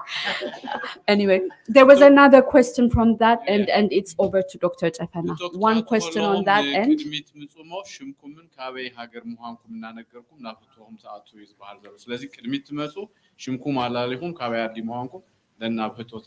حدبتي اتي قبع جردله yeah and then Dr. Jafana and then doctor and then Carlota out allo and then Kaluna allo nada ساعات كنت oh okay there's 30 minutes so don't worry yeah توتاتنا حصر رابيلنا نقول له كبات امنتي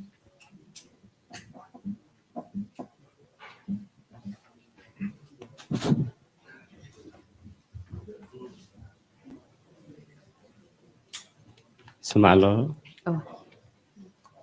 استوهابنا عدل يمسكن عبايت تنسي زبال كاب دنمارك يا مزيا ماج اول بايتو ياكل دنمارك كمون اول بايتو برجنا حمد مالك ناتي حتو نزيوم كوراتا غايشنا ابشو ودن نعرت قبلت 25 كساب 28 جولاي فستيفال كم زلو يقاوحوا له بشنرخ سرعات مالتي كم استخل كلينا نفل هنا خا كم سكان نجال مالتي تي ناتنا نجر تتحازس لزخون كلنا اجي بخميو تتحيز له كم زنا يزحلف عامد كي قاتم كي انتي تتحاز نجر الله نحنا مقبارم زي مقبارم ناتنا قداي يكون نجن كان من مقبارم من دحر مقبارم من زلو أبانا زمت وي بزعبانا سرح بروباغاندا زحتنا مالتي كاريتي ني بروفيسور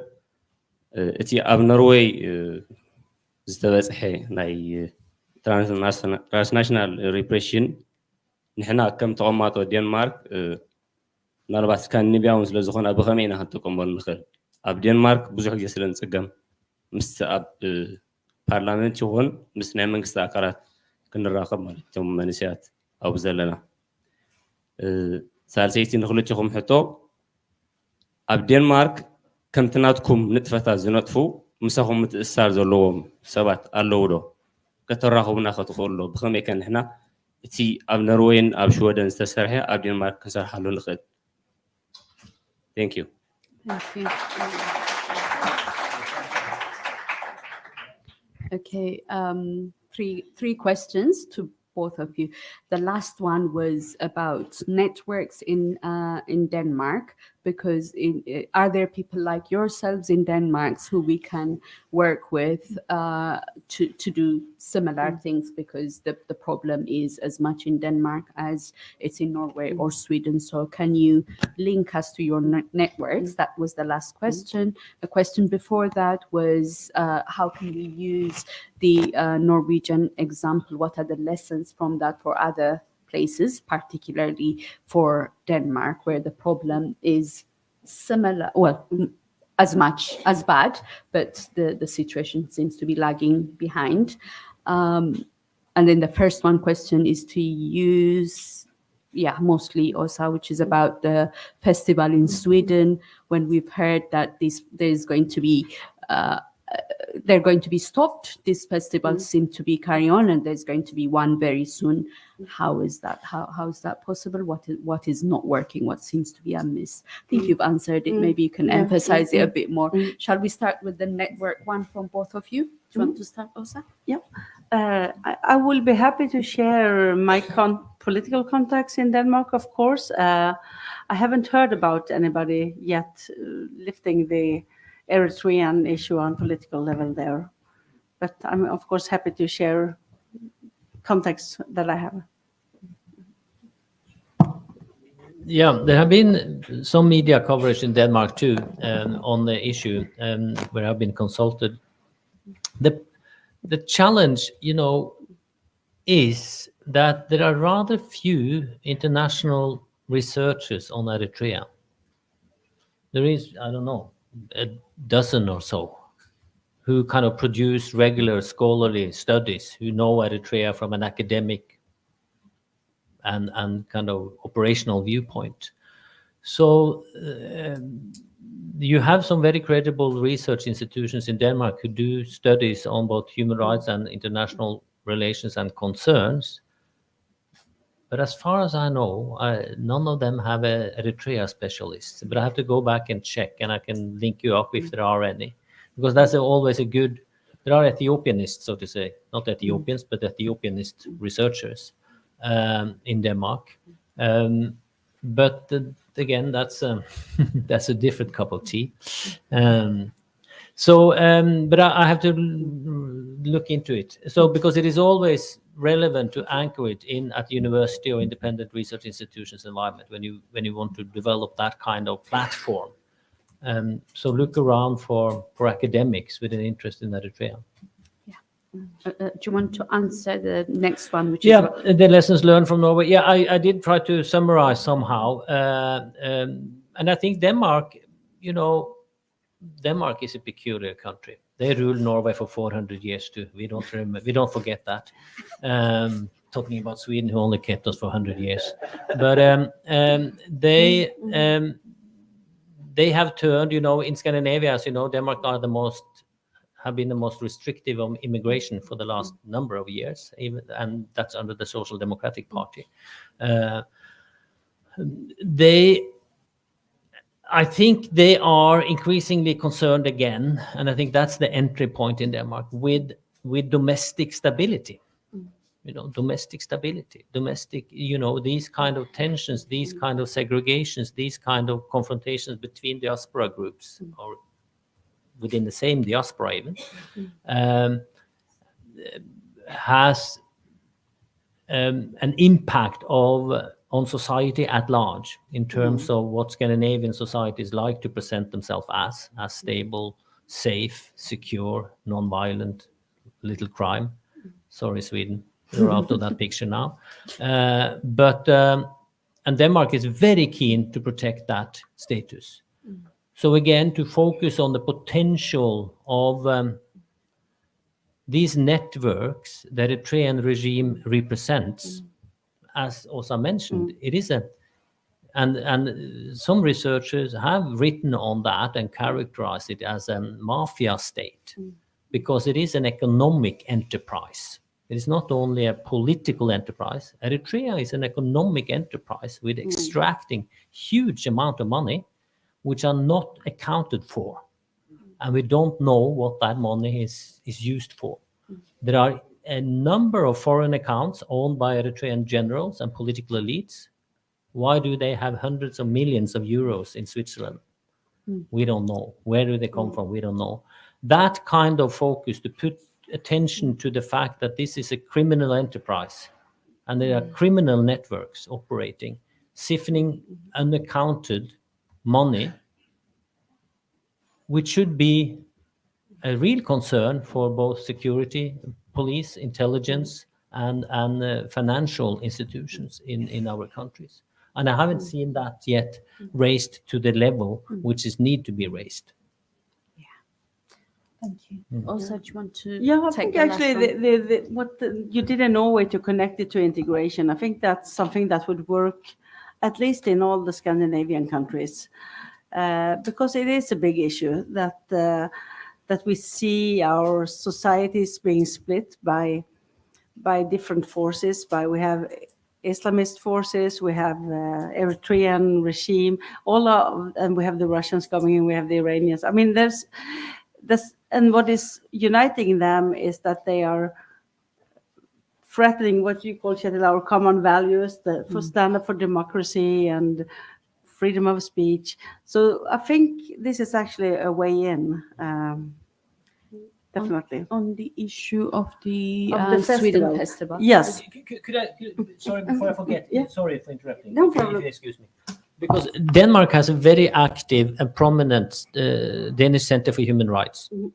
I think you should go there first of all and and ask them to say you need to study how our human rights are infringed and undermined and breached in Denmark. The Danish state is obligated to protect our rights. The Danish state is failing to do that on a daily basis. So try to activate the Danish Center for Human Rights, for instance, to do a study on that. Sorry. Yeah, regarding the festival, I understand that it seems confusing from the outside. What we have managed to do is to stop the festival to take place in houses that belongs to the Stockholm city. But they can still be on the ground outside. This will make it more difficult for them. They cannot use the toilets. They don't have seminar rooms. They don't have water. They don't have electricity. So it will make it more complicated and expensive for them. But they can still make the festival because it's the police who gives this right,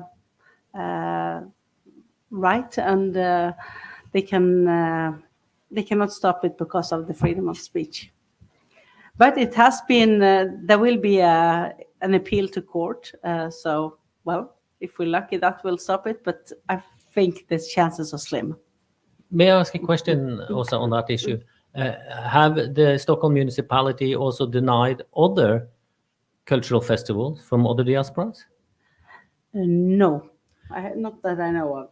So let me be the devil's advocate. As a have- human rights professor, you are providing a discriminatory practice without a basis in law. So what you're No. doing is not right. No, not at all. What we have in Stockholm is that in the agreement, this is getting on.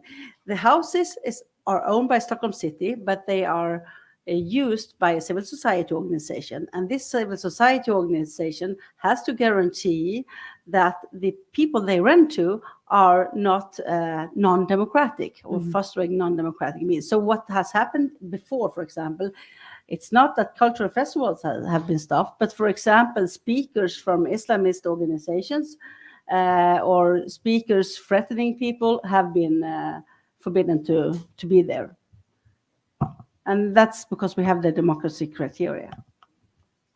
This is an interesting debate. I will not continue. But I may just add one thing in the sense that it is hard to prove that, and again, I'm not defending these guys, but I'm standing up on some principles that the Eritrea-föreningen in Sweden or Norway, the Eritrean Association, which are the pro-government association, to say that they are organized very differently than the German Foreign Association or the British Association in Norway is very difficult to say because they have the same statutes. It's a civil society-based organization.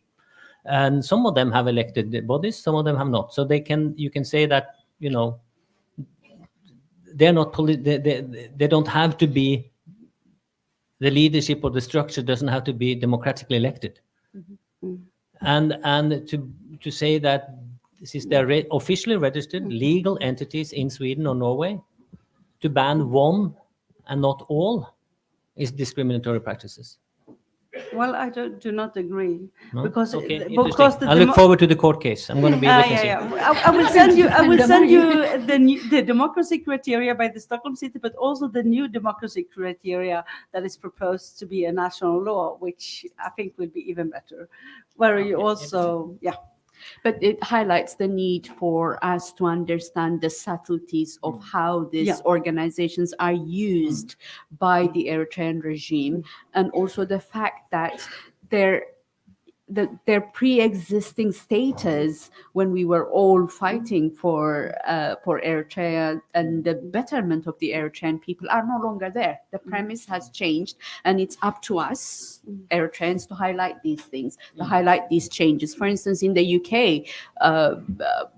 we have stopped them from collecting public funds using charity laws. They're not charitable organizations, so they cannot, or they have to justify why they're collecting it. And so it's things like that. Or when they hire premises, if it's not a public meeting, why are they offered public protection? They should pay for their own security and things like that, which makes it impossible for them to do things that they used to do. It doesn't mean it doesn't go on. So there are subtleties, and it's up to us to understand these. Who's speaking? Okay.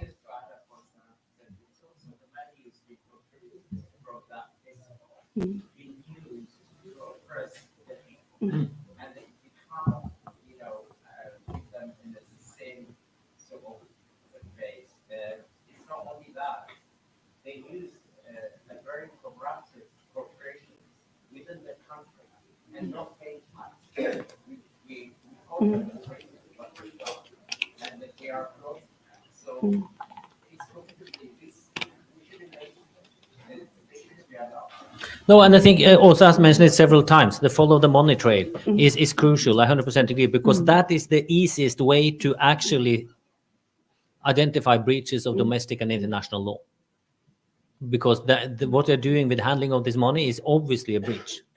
So that is the most effective way. And I know that Eritrea Focus in UK is doing studies on that with good results. Yeah. To summarize and to my friend who asked the question, Tigrinya, ክልቲኦም እቲ ዘለዎም ሊንክስ ኣብ ዴንማርክ ብዙሕ ስጡም ዝኾነ ሊንክስ የለን፣ ግን እቲ ዘለዎም ንኸካፍሉ ተቐሪቦም ኣለዎም ሞ ድሓር መፂኻ ረኸቦም ወይ ቶም ካብ ዴንማርክ መፂኹም ዘለኹም ብሓንሳእ ኮይንኩም ርኸብዎም ኢኹም። ኦሳ ፖለቲካል ሊንክስ ዘለዋ ከተራኽበኩም እዚ ብጣዕሚ ኢምፖርታንት ነገር እዩ። ሸትል ከዓኒ academic links allo. What was that organization? Danish Center for Human Rights. كيدكم سلمتا إخم بزعبة إيرترا زي تقدسوا زلهم زقدات زختت نعولكم نحنا كم Danish Eritreans إلكم كتحطوا تخليهم نزون ما تيخم رخبو. I think these are very important things. تناي Sweden عنتو ينقليس أتونيرا ت buildings تي جزاوتي أبايتي ناي ممحدار نعقول خيط تقامو أتوابيلهم وميوم ت grounds تمريت يوم تقامو زلو قالسيو كنك قالسينا مالتيو كالي انتاي تباهلو نيرو. I think that should do for now. تي ناي general account financial أوه تجنزب بمكتتال نعو عوتنا خخون زخيل ገንዘቦም ኣበይ እዩ ዘሎ እንታይ እዮም ዝገብሩ ዘለዉ ስለምንታይ እዩ ክንዲዚ ገንዘብ ኣብ ኢዶም ዘሎ እዚ ኢሹዝ እዚ ናይ ጉዳይ ናይቶም ሃገራት እዩ ጉዳይ ናይ ኖርዌይ እዩ ጉዳይ ናይ ስዊድን እዩ ጉዳይ ናይ ዴንማርክ እዩ ስለዚ እዚታት ሃይላይት ክንገብር እዚ ማፍያ ኦርጋናይዜሽን እዩ ኩላህና ምሽ ከምኡ ኢልና ኢና ንኣምን ዘለና ስለዚ ነዚ ብመርትዖታት ከነቕርቦ ክንክእል ኣለና ነዚ ከነቕርቦ ከለና ከዓኒ ንዓና ከም ኤርትራውያን ጥራሕ ከይኮነ ዝውፅዓና ዘሎ እዚ ጉዳይ እዚ ንስዊድን ውን ንኖርዌይ ውን ንዓዲ እንግሊዝ ውን ንዴንማርክ ውን ፀገም እዩ ምክንያቱ ብዙሕ ኢሊጋል ኣክቲቪቲዝ ይግበር ስለ ዘሎ ሶ ነዚ ሃይላይት ክንገብር እቲ ቃልስና ኸውን ዘለዎ ሓደ ካብቲ ክንቃለሰሉ ዘለና መንገዲ ንዓና ኣብ መንጎና ጥራሕ ክኸውን የብሉን እቲ ዘረባ ነቲ ንነብረሉ ሃገር ከመይ ገይሩ እዩ ዝፀንዎ ዘሎ ከመይ ገይሩ እዩ ጉዳያት ዘባላሹ ዘሎ ኣብ ኢንቴግሬሽን እንታይ ፀገም የምፅእ ኣሎ እቶም ኣብዚ ተወሊዶም ዝዓብዩ ቆልዑት ኣብዚ ሃገር ኮንትሪቢዩተርስ ንኸይኮኑ እንታይ ይግበር ኣሎ YPFDJ ከመይ ገይሩ ይፀልዎ ኣሎ ዝብል ነገር ንክፅናዕ ክንገብር ክንክእል ኣለና academic institutions political institutions ኩሎም ኢንጌጅ ክንገብሮም ክንክእል ኣለና ዶክተር ጨፈና ዶክተር ጨፈና ናብዚና እቲ ናይ ዳኒሽ ሴንተር ፎር ሂውማን ራይትስ ዝበለቱ ብክፍሊ ዲፕሎማሲውን ክንረኽቦም ስለንኽእል ዳሃር ንዘራረብ እሞ ብሃባር ንሰርሕ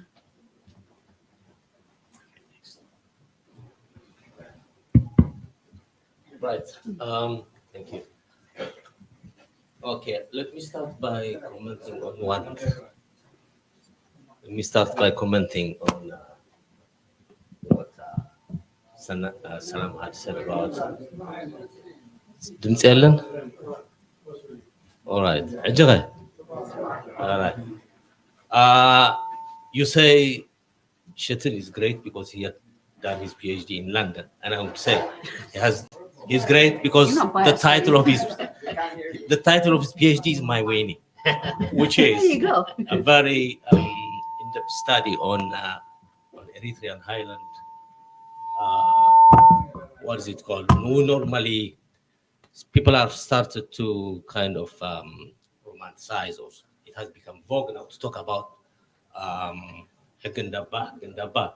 So your contribution has been great, and I have to commend you on that. And this work itself is quite interesting, and is very important and timely. And as a scholar, of course, you've done a lot.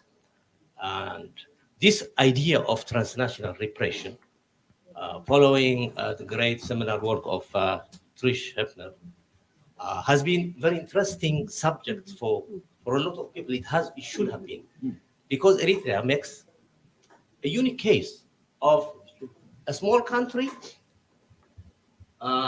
violating the sovereignty of great nations and controlling its exiles.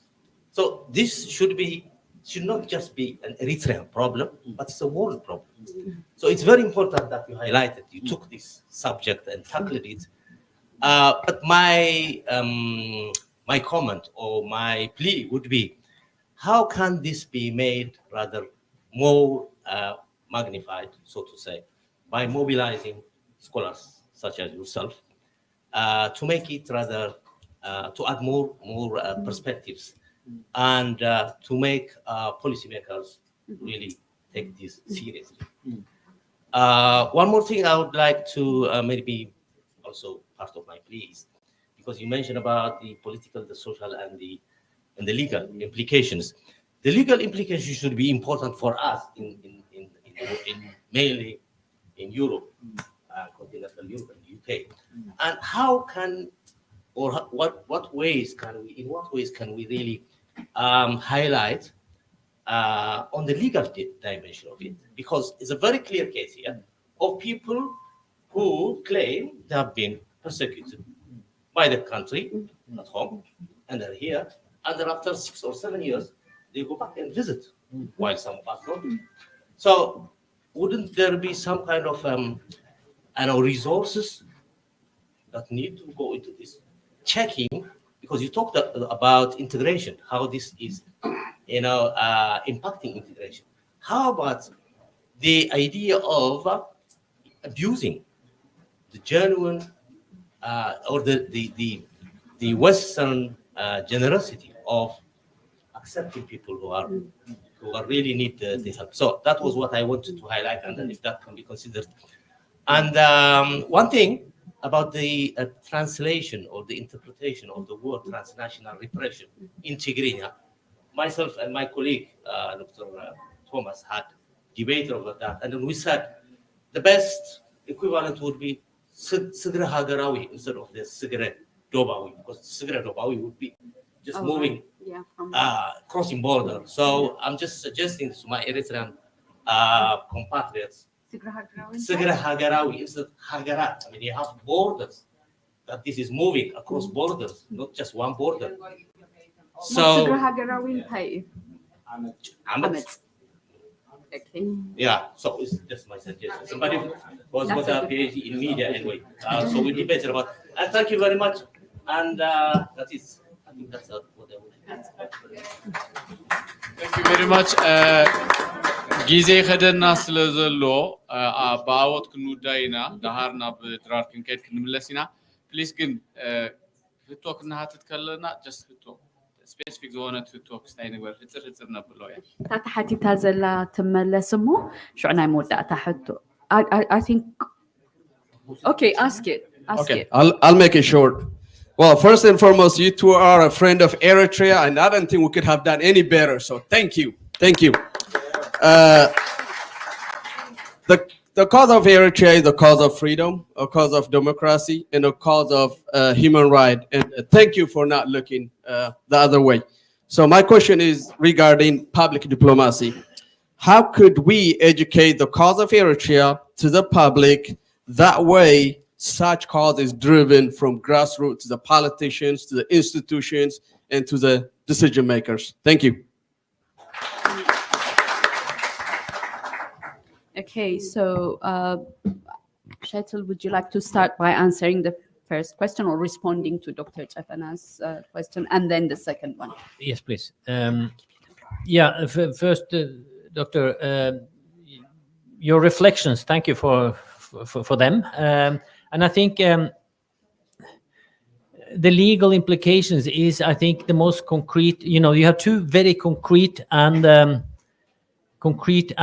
robust strategies to try to confront the regime. It's the economic path and it's a legal path, which is, it's not the fuzzy social sciences that I'm doing. Yeah, it's concrete. You can manage to frame it, and I think definitely the legal path should be further explored. You should get this Norwegian report translated, at least that section, which is easy, just to use Google Translate for that matter, to see how it relates to Norwegian law and the breaches of Norwegian law. And I think that's pretty much, standard law in Europe anyway.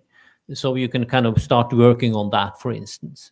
But it needs to be country specific, obviously, and contextualized, and need to elaborate. And I think that's a very good way to start working more concretely to address the concerns, which either, if the politicians doesn't want to respond to it, the police and the judicial authorities need to take it up more seriously if you can provide that kind of tangible evidence of breach of law. Then the asylum institution you mentioned, as it's a big debate all across Europe, in the sense that the influx of refugees or also labor migrants from African countries are overwhelming our asylum institute. And hence there are, I think every immigration authority in every European country are working to reassess, as we heard in Sweden, also the same is in Norway. They are reassessing a number of Eritrean portfolios who have received asylum in Norway and later citizenship, which are now looked into again because of suspicion of fraud, that they are not rightful claimants of asylum. And obviously that is relating to the regime, pro-regime supporters. I think that is also an avenue you can try to push. It is a bit more difficult, it's a bit more sensitive because it is so polarizing within the Eritrean community. And why should, it can be used in the blame game. So it need to be tactical on that matter. So it was our public diplomacy. That is key, and to get back on the moral high ground, so to say, of the concern of Eritrea is a concern of everyone. I think you can learn, which just when you spoke, I kind of connected it to the case of the most prominent political leader in today and how he has framed his country's concern is Zelensky in Ukraine. He has addressed every parliament in Europe directly, and in every speech to every parliament, it is a very different speech because everything is anchored in that country's national history and politics.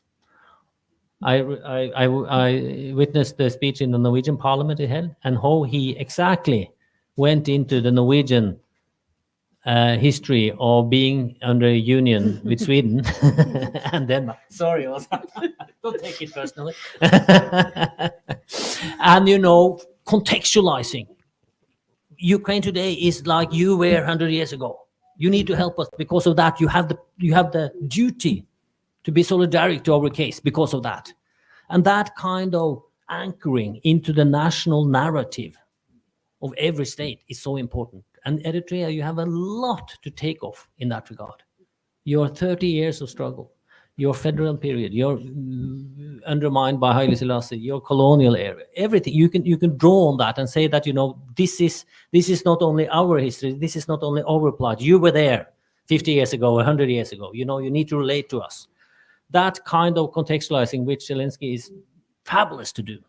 Of course, he has a team of advisors providing him that information, but you have hundreds of scholars, Eritrean scholars in every country who can provide you that information and to design country-specific public diplomacy strategies. That's what you're going to do. Thank you. Awesome. Yeah, I think if you want the general public to start talking about Eritrea, you need to work, use all the networks that we have in society. You need to make good connections in the media, to find interesting stories that can be told in the media. And you have so many interesting people in the diaspora, so I'm sure it will be easy to find the good stories to tell. Scholars to make good reports on how the transnational repression is hindering integration, or to make other good reports on how Eritrea is cooperating with Russia and threatens national security, but also like connecting to the domestic. You need to work with civil society organizations who can make the reports you want to have written, but have a more, I wouldn't say reliable, but more a sender that people in Sweden or Norway will trust more. Because many people will go like, okay, this Eritrean says so, but this other Eritrean says a completely different thing, and how should I know what's right? And they just step back and say, that's not my business. So you need somebody else to voice your concerns as well. I would go for less demonstrations.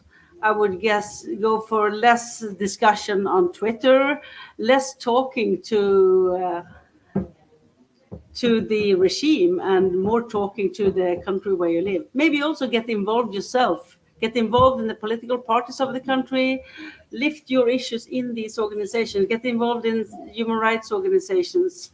Not because once you get involved in the organizations of the country, you learn how politics is done and how civil society works in this country, and then you can also be more efficient in advocating your own agenda. So yeah, get involved. Thank you very much. And then unfortunately you have to spend maybe a bit less time with fellow Eritreans and more time with other people.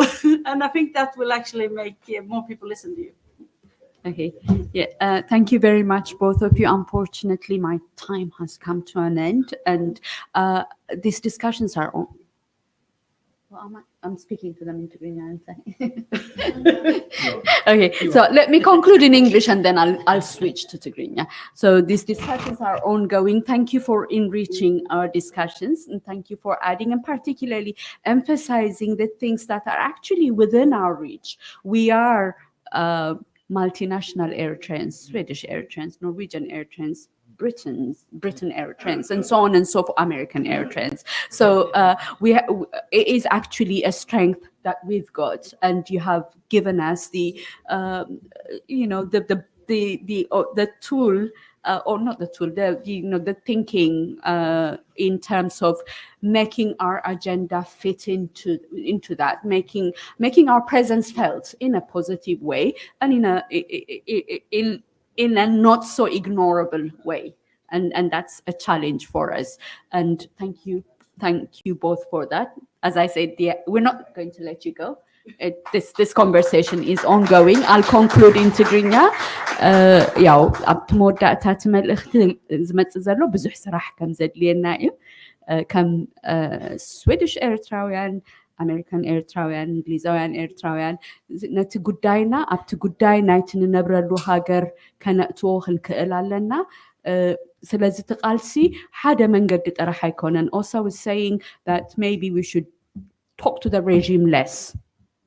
Yeah, maybe we should talk to our governments here, our adopted governments here. ስለዚህ ምናልባሽ ናብተን ዘለናለን ሃገራት ክንጥምት ከድልየና እዩ ረኣያና ከነግፍሕ ከድልየና እዩ አፕሮችና እቲ ጠመተናን እቲ ንበጽሓሉ ቦታን ክገፍሓልና መታን ምናልባት ኣብቲ ዴሞንስትሬሽናት ነጥብኦ ግዜን ኤነርጂን እንደገና ኮስት ዝገብረና ዘለዎ ነገር አሪኻ ካሊእ ክግበር ዘለዎ ነገር ከም ዘሎ ናብ ናይ አካደሚክ ትካላት ከነድህብ ከም ዘለና ካልኦት ጉዳይና ምሳና ኮይኖም ክሕዝዎ ክንገብር ከም ዘለና ምክንያቱ ሓደ ኤርትራዊ ዝብል ካሊእ ኤርትራዊ ከዓ ከም ዝብል ስለዚ እንታይ ከም ንገብር ኣይንፈልጥን ኢና ዝብሉ ሰባት ይበዝሑ ስለ ዘለው ናይ ሚድያ ትካላት አዕሩኽቲ ክንገብር ከም ዘለና ናይ አካደሚክ ትካላት አዕሩኽቲ ክንገብር ከም ዘለና ንዓታቶም ከኣኒ ክንብድሆም ከም ዘለና ነቲ ጉዳይ ከጽንዕዎ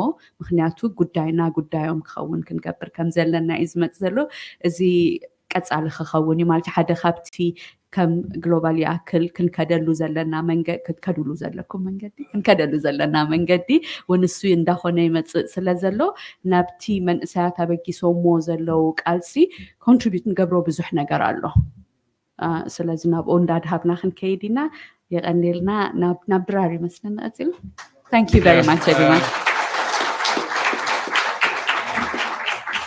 Thank you very much, the three of you. It's been very educational and informative session. Thank you very much. We will now have Kabzi Bumqal and Abkusaikin Kaidina Drar Alena and Abhades at his home, Kavar, Index, Drar Gerna. This is Kutzil Meadow, Kutzelina Malet. Thank you. Thank you. Thank you so much. Thank you for It's very challenging to do it in two different switch between languages. We love you. Professor. Thank you. Thank you so much. Yes, of course. The issues about Eritrea. Yeah. I just want to inform you, probably you know it. But Yeah, of course. one of the incomes for the teaching is for the change rate. For the last 3 years, The exchange rate, yeah. the change rate has been the same. Yeah. It's like one of the strongest currency because they hold the money and you cannot withdraw cash in Eritrea. That is the main source of them. Just mentioning, probably you know it. Yeah, I heard it as well. That's you would not believe that currency, the Eritrean currency, NATFA is stronger than we are studying. It's just fake. Countries that have a good economy. I'm just mentioning. Saying thank you. Mentioning for your knowledge. Thank you. Thank you.